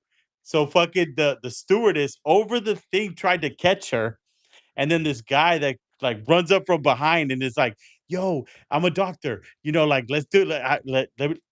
We're gonna check her out." So boom, they move her, and I'm just like sitting in my chair, and I'm like, "Damn, dude, what do I do? Am I just gonna be the third person looking over the fucking this dude's back? Because I'm not a doctor." They got her checked out, and shit. So they go in there, they're doing her things, they give her some water, hydration, they sit her back down, and she goes, "Bitch, you didn't get up?" I was like, "What you want me to do, yo?" I was like, I don't know what to do. I'm not a doctor. Like, yo, it's narrow. I'm Yeah. already a big dude, so I'm like, you had a fucking doctor, a nurse, and then the stewardess. I was like, I was totally outplayed. I was like, I couldn't do it. But that was probably one of the craziest shit that I Oh was like, hell no. no. And till this day, every time we're on the flight, she was like, "Bitch, if I pass You out, remember that? yo, bro, she'll never let it go, bro." But W husband. W Someone said husband, show the knee and they tip $10. So I have pants on though, chat. go show that fucking knee, bro. All right, you see it? It's right here. Look. Oh, Jesus Christ. What the heck? All right. Next question. Next question. Okay. So you got to marry one, date one, kill one. Top tier season, Wait. and Say that again. you got to marry one, date one, kill one. And the three are season, find curate, and top tier. You gotta marry one, kill one, date one. Yeah. Season top tier, fine curate. Yeah. Mm, I'm marrying fine curate, and I'm just gonna answer the other question. Date. I'm dating top tier, and you guys can fill in the rest. There we go. Okay, But I do love sneaker season. He's just really annoying sometimes, but I love sneaker season. but that's still your boo. Yeah. Um, so who would you want to give a shout out to one of your biggest day one supporters of the channel, or just There's always too many of them, bro. There's too yeah many of them. But one person that's looked out for me, I've already shouted him out, in person and also online. Dirge Four in regards to whatnot. If it's in yeah regards to my actual life, my mom, obviously, because of you know, course yeah. perfect. So What's been your craziest interaction with a chat member? I don't even know if I'm allowed to talk about it. Oh damn, That's it's like that. that's the problem. I think I can. Fuck it. I won't say who it is though, but Hmm. I did get the person banned. And guys, like the one person to not fuck with on the internet would be me. Like I've said this before. I can't really go into details, but guys, like I used to do Twitch streaming. I used to be all about this shit. I used to play video games. Like I mean, I still do when I was younger. Like I know how the internet works. I know how to like figure all this shit out. I know how to figure out who you are, what you do, all this shit. Don't fuck with me, right? Guy comes into my stream. The bid goes to like $700, right? And his payment goes through, right? Hmm. And I'm not thinking anything of it because I didn't notice it. I'm going through the stream. The stream ends. I check my DMs, bro. This guy's like fucking blowing my shit up. So I'm like, yeah, bro, I can refund you. I didn't even know it sold for $700. So you know what I mean? Yeah. I'm like, I'll refund you, bro. Like I'm not gonna fucking scam you. Like I'm not an asshole. So I refunded the guy, but he already did damage. Like you know what I mean? Like he threatened me. You know what I mean? Well, he Through was talking hella DMs. shit. He's like sending like information that's like private information to me. He emailed whatnot, said a bunch of this shit like, is the shoe real? Blah blah blah. Like he's scamming people, and he's like messaging hundreds of people that bought in that stream like, this guy's a scammer. Don't do business with him. People are like requesting cancellations on a bunch of shoes, all that shit. And he's like, bro, I'm gonna see you in New Jersey, bro. It's on site. It's on site. I Mm. got a concealed carry, blah blah blah. I'm like, bro, if you have a concealed Shut up. carry and you just fucking Swiss cheese someone, bro, you're going to jail. Like Yeah, that, like that's it. this does not work. Like this is not Minecraft. This is not CS:GO. Like Yeah, what are we for doing here, sure. bro? Yeah, Or it's not Call of Duty for all the unks. But I mean, bro. So I'm fucking like, fuck it. I literally canceled my trip to New Jersey because like I'm not dealing with that shit, bro. And like guys, you can say whatever, bro, but like this is the internet, guys. Like, bro, I used to like stream on Twitch and people would do that shit to me, bro, and like I would actually like see them do what they said they would do. Like it's not. oh And guys, like really? I've had friends in this scene that have been murdered over this business. And guys, like the world is a scary place. The internet is a very scary place. Reselling is the same thing, bro. Like even in your hometown, bro, like you see shit in the news, like it's so bad, bro. Like the world is crazy, chat. You don't want to take risks. Like guys, like I had a buddy of mine that bought a PlayStation, went to go sell it, got beat up and thrown on the fucking highway to die. Like chat, Oh like shit. this shit happens, bro. And like I didn't want to get, fucked over. And Ant's Yeah. been through the same shit, bro. Like I don't even want to bring this shit up, chat, but the world is like so fucking crazy. Like y'all gotta be safe. So like, Mhm. if someone's threatening me, bro, I'm not gonna, I'm just not gonna deal with it, guys. Like I'm not gonna it's one walk thing to into be a it. man. Yeah, Yeah, it's one thing to be a man. It's another one to be smart. You know what I mean? for sure. Boom. Next Exactly, question. exactly, bro. So like, Yeah. I'm just not dealing with that bullshit. But yeah, that's the worst. Yeah. Okay. What's been the weirdest moment you've had at a sneaker con? What's the weirdest moment I had at a sneaker con? I don't even know. If, this is another thing I probably shouldn't. Okay, Bro, so like, I'm let's not go. gonna say who it is, bro, but I'm like Yeah. at an event. It's like 8 o'clock in the morning, bro. Like I'm trying to buy fucking shoes.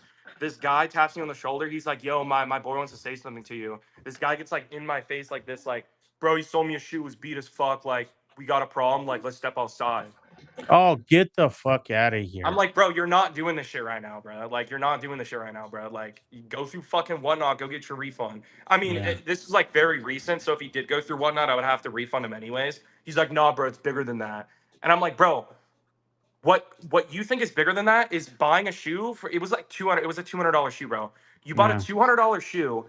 I know where your address is. You don't live here. You flew all the way here, wasted money on a ticket to be the bigger guy.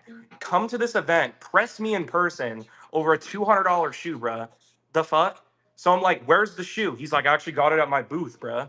Bro, he goes and gets it from his booth, gives it back to me. I give him the money back, and I'm like, never talk to me again, bro. And just so he knows, like, I did talk to the event organizers. He's never going to be welcomed again.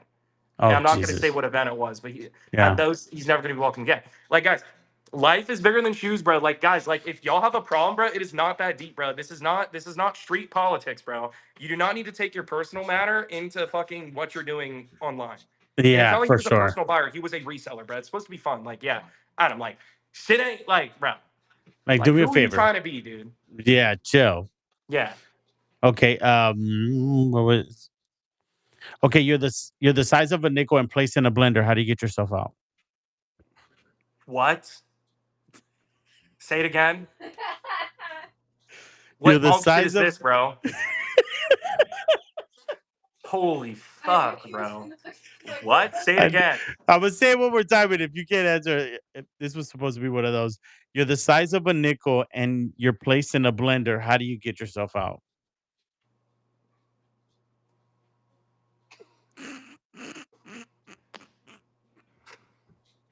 Next Bro, question. what? Bro, I'm becoming dust, bro. Like, what do you mean, bro? I'm in a blender, bro. I'm becoming the blade. I am shape shifting with the blade. What kind of question is this, bro? What type of shit is this, bro? Is this like a movie reference? I don't understand. Well, it's crazy enough. That is a question that Google people ask their interviewees. Bro, do Like, I look like an engineer, Poppy? Next you question, sound bro. like one. Next question, bro. I'm on the internet. I'll find you. I know where you're at. I know your Bro, bank this is account. why I don't have a job, bro. So next question, uncle. That was a good one. Sorry. Shit, that was funny. Okay, you're placed on an island with three people to survive, and you have to. What roles would you give those three people, and who would the three people be? Which island? It's a remote desert island. It's just you in the ocean and Desert Island? coconuts. Yeah, it's a fucking like you're on an island, deserted, Yo, yo, no human inhabitants, only Ant, the three please get people. therapy. Who would it be? Um, one would be Long Lost Kicks. Wait, so I have Okay. three people I can pick. Yeah, yeah. You pick whoever you One want. would be Long Lost Kicks for entertainment and gesturing. So he would be my jester on the island. Nice. So he would be entertaining me. Okay. The next person would be David Goggins, because I feel like he is a hunter and a gatherer still. It's like Oh no. Yeah. he he could go get the fish and shit and like Uh cook the huh. fish. It might taste like ass, but fire. And he keeps me in shape too. Yeah, stay hard. And Boom. number three, who would it be? Probably a sailor that has a boat. We just gotta So like patch it up, and then we're fucking yeah, like free. literally, bro. Like this is a camping trip. And what are we doing? You know what I'm saying? Okay. Next question. Next question. Mhm. Favorite TV show. Favorite? Oh, I gotta take the zins out. Pause. Favorite TV show. I just watched The Sopranos in like 2023. That is the best American-made. I wouldn't even call it a TV show, bro. I would say like movie. Like Saga. that's almost like a movie, bro. Damn, Like is a it that series. good? I've never watched it. You never watched it? Not The Nah, we ended this Sopranos. shit right now, Uncle. Oh shit, I'm watching it tonight. Fuck it. Bro, Baby, what, bro? turn Your the life's HBO about to on. change, bro. Yeah, for real, Bro, bro. dude, your life's about to change at 75, Uncle. Damn, stop playing, son. Stop Shit. playing. How many Stop seasons is playing. it? Huh? How many seasons is it? Six. God, okay, that's not that bad. Okay, Mm-hmm. Celebrity Crush. Bro, what? Celebrity Crush. Well, yeah, we all Dude, is got this one. first grade? Is this first grade, Uncle? Wait, Yeah. nah, this is a part of you and Kev's freak agenda, bro. This is the freak agenda coming out again, bro. Nah, It's a bro. you telling me there is not an actor or an actress that you're Oh, just there's like several. There's several, Uncle. it's a celebrity crush. Nah, Mm. I'm not saying dude. I'm saying Dude, I celebrity don't know crush. her name though. She's from like it's like a show that was only like 2 seasons long. Can anyone help me here? And it was like What was the Fuck. show What's about? that shit called, bro? I got a computer right here. Hold on. Oh, No, no, no, no. I forgot the name of the show, bro. More info. damn. Yeah. Hold on. I gotta do some Yeah, googling. dude. Gotta do some googling. I saw this. I saw this show on TikTok, and I'm like, oh my god, bro. Um, A- And it's two two seasons. Fuck. seasons long. Um. Oh yeah, dude. It's the first, bro. It's literally the. This is what I looked up, bro. 90s show with girl that last two seasons with a nerd that she asks out in the show. That's literally what I looked up. Uh-huh. Okay. Let's see. What's her name, bro? What's Damn, her he name, got bro? it on the fucking money. Oh, is that her name? Hold on. I don't want to say it, and this is like a dude or something. So hold on, bro. How do you pronounce this name? Oh shit. She's exotic. She's Uh, overseas. uh, uh, Linda Cardellini. Linda Cardellini. So she's Italian. Damn, I don't know if Yeah, I know yeah, what yeah, yeah, yeah, yeah, yeah, yeah. This is her. what's the This is show? her. This is her. Freaks and Geeks, bro. That's her. Oh my Oh god. shit. Oh my Oh god. shit. Next question. Yes, I know. I'm getting distracted. Okay. We'll just skip that one because it was your what who's your what not crush, but fuck that. Most AB memorable. Tangonen said Gavin Newsom is your celebrity crush. You told me. Oh. Guys, Nurse, he's out again. Nurse, he is out again, bro. Oh my god. um, what would you say is your I think I asked this one already, but this one is was more like a positive. Like, what's your most memorable memory at a sneaker con?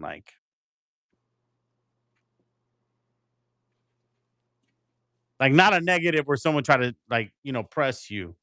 Like one of Oh. those that you're just like, damn, dude, like that shit Hmm. was dope. Probably hanging out with my guy Dark Skin the Plug. That's his username, and Uh-huh. Big X the Plug. If you guys don't know, Dark Skin the Plug, he works really close with Double XL and shit, and it was like really cool hanging out with the two. Oh Um, shit. yeah, so Big X the Plug, shout out to him. There's also like a bunch of other rappers I've hung out with at events. Either Whatnot was doing like a thing with them, but it's Uh-huh. really cool meeting all those people. So I'd probably Uh, say, yeah, okay, and if you could live anywhere else other than California, where would it be and why? Montana probably. Oh, you're a Yellowstoner. Yeah, but dude, that show's peak, bro. I'm not No, gonna for lie. absolutely. Yeah, but Are you watching? I've been wanting to move to Montana like since like early high school probably. Really? So, what about Hawaii? Bro, Hawaii's cool and everything, guys, but it's kind of a touchy subject, bro. I don't know. I have different opinions about like what's the right and the wrong thing to do. Mm-hmm. And like you could say the same thing about Montana because there's a lot of like native reservations there. Like if we're talking about the whole landscape of it, like isn't it like 60-40%? Like 60% is Native American land, the other one's like I mean, US they territory. yeah, they help. It's all the They're United States, but what encompasses Montana is the fact that, it yeah. started, yeah, it's like 50-51, yeah. I mean, but it's Um, beautiful. yeah. But Uh, yeah, it's beautiful. I'll move to Montana. for okay, perfect. And then Yeah. last question. Do you think aliens are real? Yes. Bro, you're Well, asking like the number one Joe Rogan fan ever to walk planet Earth, bro. are you really? Yes, bro. Dude, the Bob Yeah. Lazar podcast from like 2 weeks ago, bro. Did you watch the movie, the S4, the new one? No, no. Oh, I bro, don't it's on watch like Prime. sci-fi films. Like No, I no, don't no. do It's none of it's that. it's what it is that it's Bob Lazar and he got Mhm. with this guy that wanted to make a Oh yeah, his movie. documentary. Wait, that's what it's called. Wait, what is it called again? Yeah, Bob Lazar S4. Oh no, I So should it's watch his that. recollection of Hmm. where he was at Area 51 or Hmm. S4. But he tells the guy, and then the guy with AI and with CGI recreates every account that he had at the facility. It's a Okay. banger Okay. because as he's going through it with his memory, he depicts the Mhm. saucer, what it looked like inside, the anti-gravity project propulsion system. It's super dope Yeah. because it's all from his memory, and then this guy actually like brings it to life. Yeah, bro. So Motherfuckers that say Bob Lazar's like Cap, like he's not. fuck no, He's hell not. no. I believe it. And you could say the same shit about like all those like CIA people that got all roped up after that whole like 9/11 bullshit and all that stuff. But Uh huh. like John Kiriakou, bro, dude, that guy's a fucking gem to humanity. Oh, bro. bro. And I'm It glad that he's becoming like so famous right now, bro. well, Like, because he's been talking that shit for a while, man. bro, Like, he's been talking about this shit for what, 20 years now? Like, bro, I yes, remember seeing bro. clips of him like when Obama was running, and like I heard the whole thing about how Obama like fucked him over and shit. And Yeah. like, bro, that guys, That there's dude some is my rabbit dude, holes, man. bro. Yeah, Yeah. they are, bro, and that's why I'm just kinda like, you know what, dude, like but they're Hmm. saying disclosure is gonna be like they're like I don't know if you've seen what Trump has been posting on True Social, like with him and aliens shackled, and I Hmm. think disclosure is going to be a big thing that might come like within the summer, bro. Yeah. I hope I mean, bro, like you have to have like a pea brain to think like aliens are not real. Like, bro, there's like literally no way. I mean, there's no quantifiable way like in the public to like be like they do exist or they don't exist. yeah. But like, chat, we're in like a massive universe. You know what I'm saying? Like, there's no way there's only one Earth. Well, Like, let me if let it's completely infinite, like there's just no way. no, well, it's if you break it down to just mathematical, I mean, you know what the Goldilocks zone is, right? I've heard about it. Yes. So it's the habitable zone. It's the Yeah. perfect distance that a planet is away from the star Hmm. to sustain life. You take how many stars are in the universe, how many planets are Hmm. revolving around those systems, and how many and what's the data that puts that particular planet in the habitable zone? Yeah. Mathematically, you get billions of planets that fall Right. within the habitable zone of a star that could sustain life. Hmm. Now, are they super intelligent, fucking, interdimensional, whatever, who knows? But we're not the only ones out there. And to think that we're that special is a little delusional, respectfully. Someone said, "Do those planets have SBs?" Oh my god, we need to move on to the next question. No, that was Oh my actually the last god. one. That was the last That one. was Yeah, the last question. that was All right, because what I had happens I had now? like three other ones. Like, what advice would you give to a become a streamer? But you answered that one Yeah, I kind of already. answered it. Yeah. Um. Oh, here's one. If you could travel back in time to yourself and give yourself one piece of advice, what would it be? I probably should have moved to LA when I was 18 Oh shit. to do shoes, but my mom said it was a bad idea. But like, I kind of agree, but I kind of disagree. But Like like, I you wouldn't think have gone to school. But like, who's to say in like 5 years I'm not doing shoes and I needed that degree? So I have the I mean, degree. so let me ask you this. What's your end goal? I know we were talking about investments earlier today Mhm. on the phone, but what's your end goal? Like, you know, With shoes. with business, I with the mean, bro, it's store, gonna be a with sad day in hell if I ever stop selling shoes, bro. oh shit. Like it's gonna be bad. Like, bro, I'm gonna write it like I did the fucking website, bro. Like, if whatnot don't work out, like, I'm probably gonna step away from shoes because this shit's ass. But I mean, I I don't love think doing it. yeah, I don't think it's So, gonna get there. I think the big thing now, because TikTok is coming up with mhm, live social shopping, eBay's doing it. mhm. Overseas they've been doing it, especially in Yeah, China and but shit. both of which suck, by the way, Shad. Both of those platforms, absolute dog shit. And I don't Oh get yeah. paid from whatnot to say that, but they're just dog shit, bro. Like it's just people that just like, and I'm not talking shit about any particular streamer that might be on those apps, but like, bro, it's just like literally like it's corporate slop at the end of the day. Like, bro, Mm, like I'm tired. Like the reason why I like whatnot is because it's really like a hobbyist centric platform where people like have a choice of getting on there and selling stuff. Whereas TikTok and eBay can't do what Whatnot does because it's not social media. Whatnot is both social media and e-commerce, right? mm, TikTok started as a social platform, social media, and they're trying to become the live shopping e-commerce page, right? Because yeah, like if you're gonna capitalize in a country like the United States and you're an international company, right? The only way to capitalize is selling goods and services, right? of Like course, you yeah. can't run ads because there's conflict of interest. What can you market in the US? What can't you market in Europe? What can you market in China? Like it wouldn't really work. And then you have like a bunch of regulations. You have different laws in every single territory, like what you can promote, what you can make money on. Like you can't do tobacco ads, right? On True. on a social media platform, right? But you can if it's facilitated within that one territory. So you see a lot of these social media platforms trying to go to like e-commerce, for example. Like you Mm, have TikTok trying to do the live shopping thing. It works, bro, but like I'm tired of like scrolling and then like someone selling a bunch of fucking, bullshit, like like fucking hookahs and hookahs shit. or Yeah. selling some fucking crock that's not a crock. You know what I mean? And like being force fed it, bro. Like, guys, I pay attention so much to the way that things are marketed. Like if you click through Instagram stories, I don't know if you guys have paid attention. I'm about to ruin your brain. I'm about to fry your brain. If you click through two full Instagram story posts, there's an ad every time, always two, two ad. Same shit On on stories? StockX. Yeah, if you want StockX now, it's fucking slop. You're scrolling, bro. In the middle, every 7 listings, it's a sponsored listing. Every 8 scrolls, there's an ad that you automatically click on every time. It's so fucking annoying. eBay's the same thing, bro. Or Rakuten's the same thing. And like all these companies, they're all owned by one mega corporation and they're Yeah. all made to sell you something, bro. And like bro, if Whatnot ever adds ads, bro, I am off this jaunt. I'm off. Oh I'm gone, shit. bro, because it's what it should be is a centralized marketplace where it's just a corporation at the top, Whatnot, that offers service, engineering on the Goods. back Mm. end, and they get paid commission, and the streamer takes all the responsibility for the most part. That's the way it should be. Like, bro, there's so many companies that have gone into the space and tried and they don't work. They just literally don't work. Grail Well, I Caviar think brought to you by On It, right? yeah.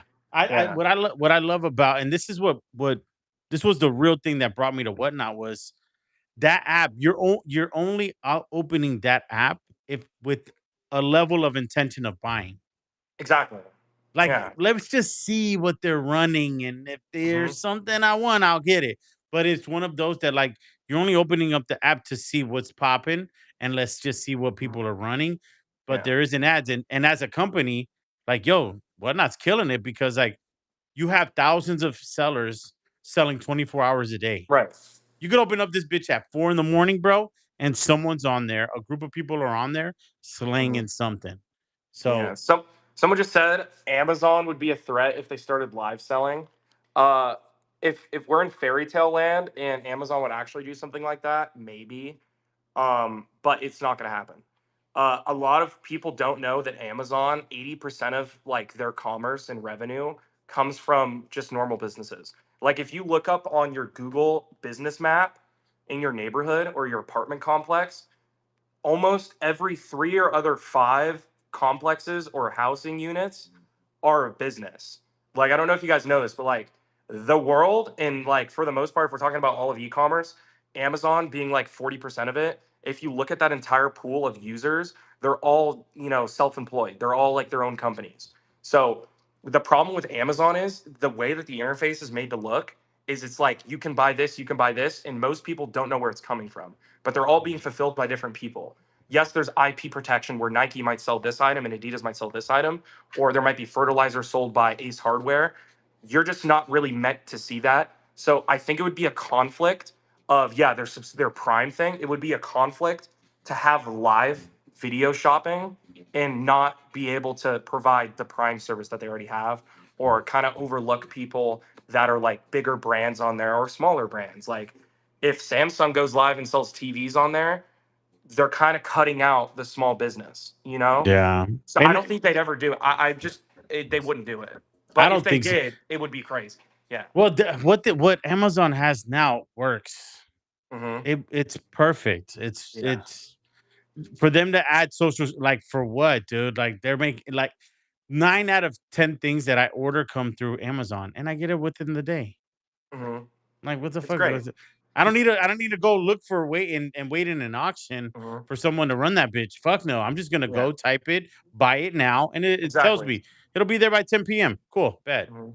And like the No, infrastructure that they've built with the FBA, like you getting your item in two days or one day no, or chill. 3 hours, Yeah, that is because there's small businesses sending in product to that facility. It's not massive corporations. Yes, that maybe accounts for like 20 or 15% of it, but it's all small businesses providing that service and getting those products in the warehouse. And the infrastructure that they've made, it would not work for live shopping because all this data would get just fucking skewed. ASINs would show up a product that, and an ASIN is an item ID number for mhm, Amazon exclusively. That data would be so skewed because you might see a sale for like $8, but on the Prime platform or FBA, it might sell for 20, and then FBM it would sell for 25. So who's going to be the one selling it for the cheaper amount? The live shopper. of So like, course. there's really like it just wouldn't work. I just don't think they'd do it, but it would be crazy. No. Yeah, no, but I think Whatnot got a good thing.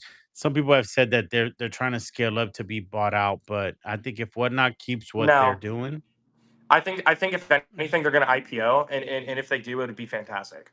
I It think would be so. Yeah, great.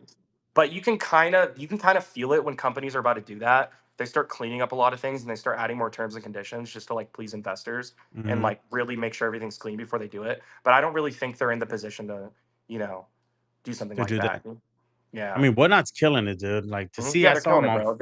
bro. Guys, they almost double, quadruple, their value in the space every year, bro. And if we're talking Yeah, quarterly, like they're one of the fastest growing e-commerce platforms out there. Like I think right now they've even surpassed Depop and Poshmark. And like guys, these are like billion-dollar companies that like have been in like they have backing from PayPal, they have backing from all these different platforms. And didn't Depop get bought by eBay? I think they I did. think they did. Yeah. But like, guys, that's showing change. Like that's showing that like that platform's not working, and eBay needs it to get it out of the system to gain that market share back. That's Mm. how I view it. Is it still operating as Depop? I'm pretty sure it is, but I mean, guys, like Whatnot's on top of the fucking game, bro. Like you got companies like Invicta that were already doing very well outside of the space, and now they're on Whatnot because there's money to be made there. You see Samsung, for example, again in China and places, in Asia, just killing it because there's an outlet. And I don't know if you guys know this, but Japan and China, 80% of their commerce is done through live shopping. Like similar to how we had QVC since like what, like the Yes. 90s. So I Yeah. mean, it works. So It does, Joe. I think Whatnot's gonna do great. And I think what makes Whatnot, especially the beautiful part of it, is that there is a real community. right. Like I know my chat. I know when Hmm. they pop in, like, yo, Philly mate. Like I know these people that come in and we're always trying to just bring in, like to build the community. But even as you build your community, you're building like I get Hmm. to know these people. And then that's what my favorite part about going to sneaker cons is meeting the chat.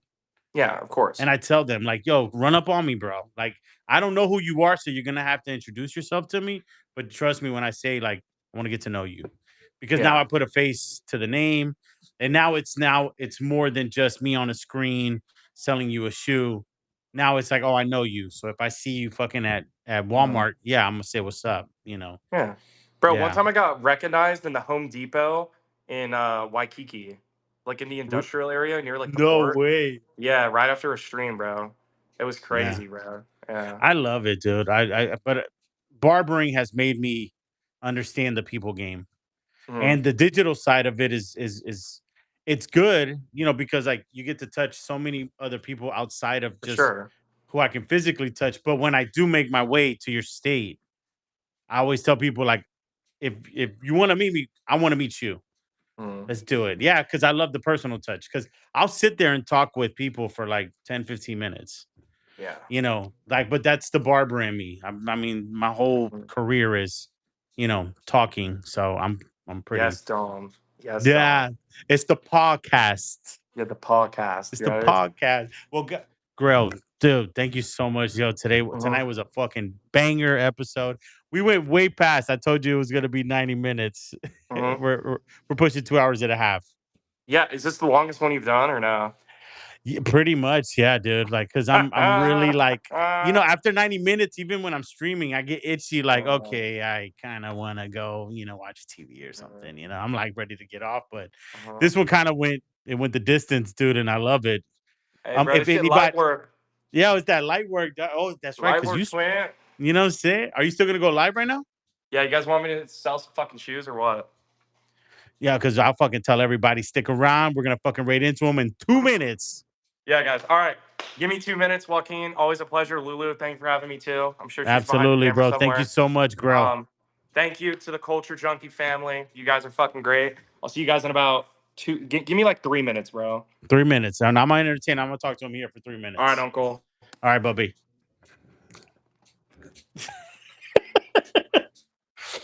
How the fuck All do right. I leave? Oh, do I got to do it? Okay, there you go. Chat. That was probably just. I mean, every show that I have is a great one because it's people that I get to talk to, it's people that I get to fuck with, and it's just having a conversation with people, man. But Grail is definitely one of those that, like, even when I'm with him at SneakerCon or I'm with him at when we're chilling, He's just one of my favorite peoples, man. I can't deny the fact, yo. So guys, if y'all just want to give me, don't go nowhere. Thank you so much. Um, There, so absolutely, bro. Caviar, he's great, yo, great fucking kid, super smart, good head on his shoulders, understands the game, and I fucking love it. We are rating him. We're gonna rate him. We're just gonna wait for it. I just want to get the notification that he goes live. So guys, don't go nowhere. Catch yourself a steal. Now that y'all know what the business model is for Grow Caviar, go in, support, show love. The dude is running a successful, great business, and he's been doing it for a while, guys. He's one of the ones that I started watching when I first got on the app. And to this day, I go on there even if I'm not buying, just to catch a vibe. The dude is really good at what he does. Good head on it. So absolutely, bro. And he always has great shoes. Is this on your yeah, this is on my YouTube, guys. Culture Junkie on YouTube. If you missed any part of the podcast, go over there. I have the Clean Kev one, the Kicks Collectible one. I have other podcasts on there also. So any podcast that you might have missed here, it's all on Pushing 60. Okay. Hey Grill, let me know when you want, bro, so I could rate into you, big dog. But yeah, everything's on YouTube, guys. And then if for content on IG, culture underscore junkie. That's where we put out all the videos, everything that we do from cash outs to, yeah, well, now I'm going back into Soul Teller. So Soul Teller's coming up and he's coming up soon. All right, let's see where my man is. 30 seconds. Stupid. But guys, thank y'all so much for hanging out. Always a pleasure, guys. And don't forget tomorrow, 8 p.m. Memorial Day sale. We're running bangers at $1. You know it. What time it is? Stop playing, chat. See where my guys just waiting for Adam. Thank you so much, Bobby. Thank you so much. We try our best to bring value to the community, to the culture, chat. No, I'm just waiting. Yeah, 8 p.m. our time. USN, my guy. Thank you so much. Fresco Bar, my guy. Next week, chat. Oh, and next week, chat. Wifey's gonna interview me.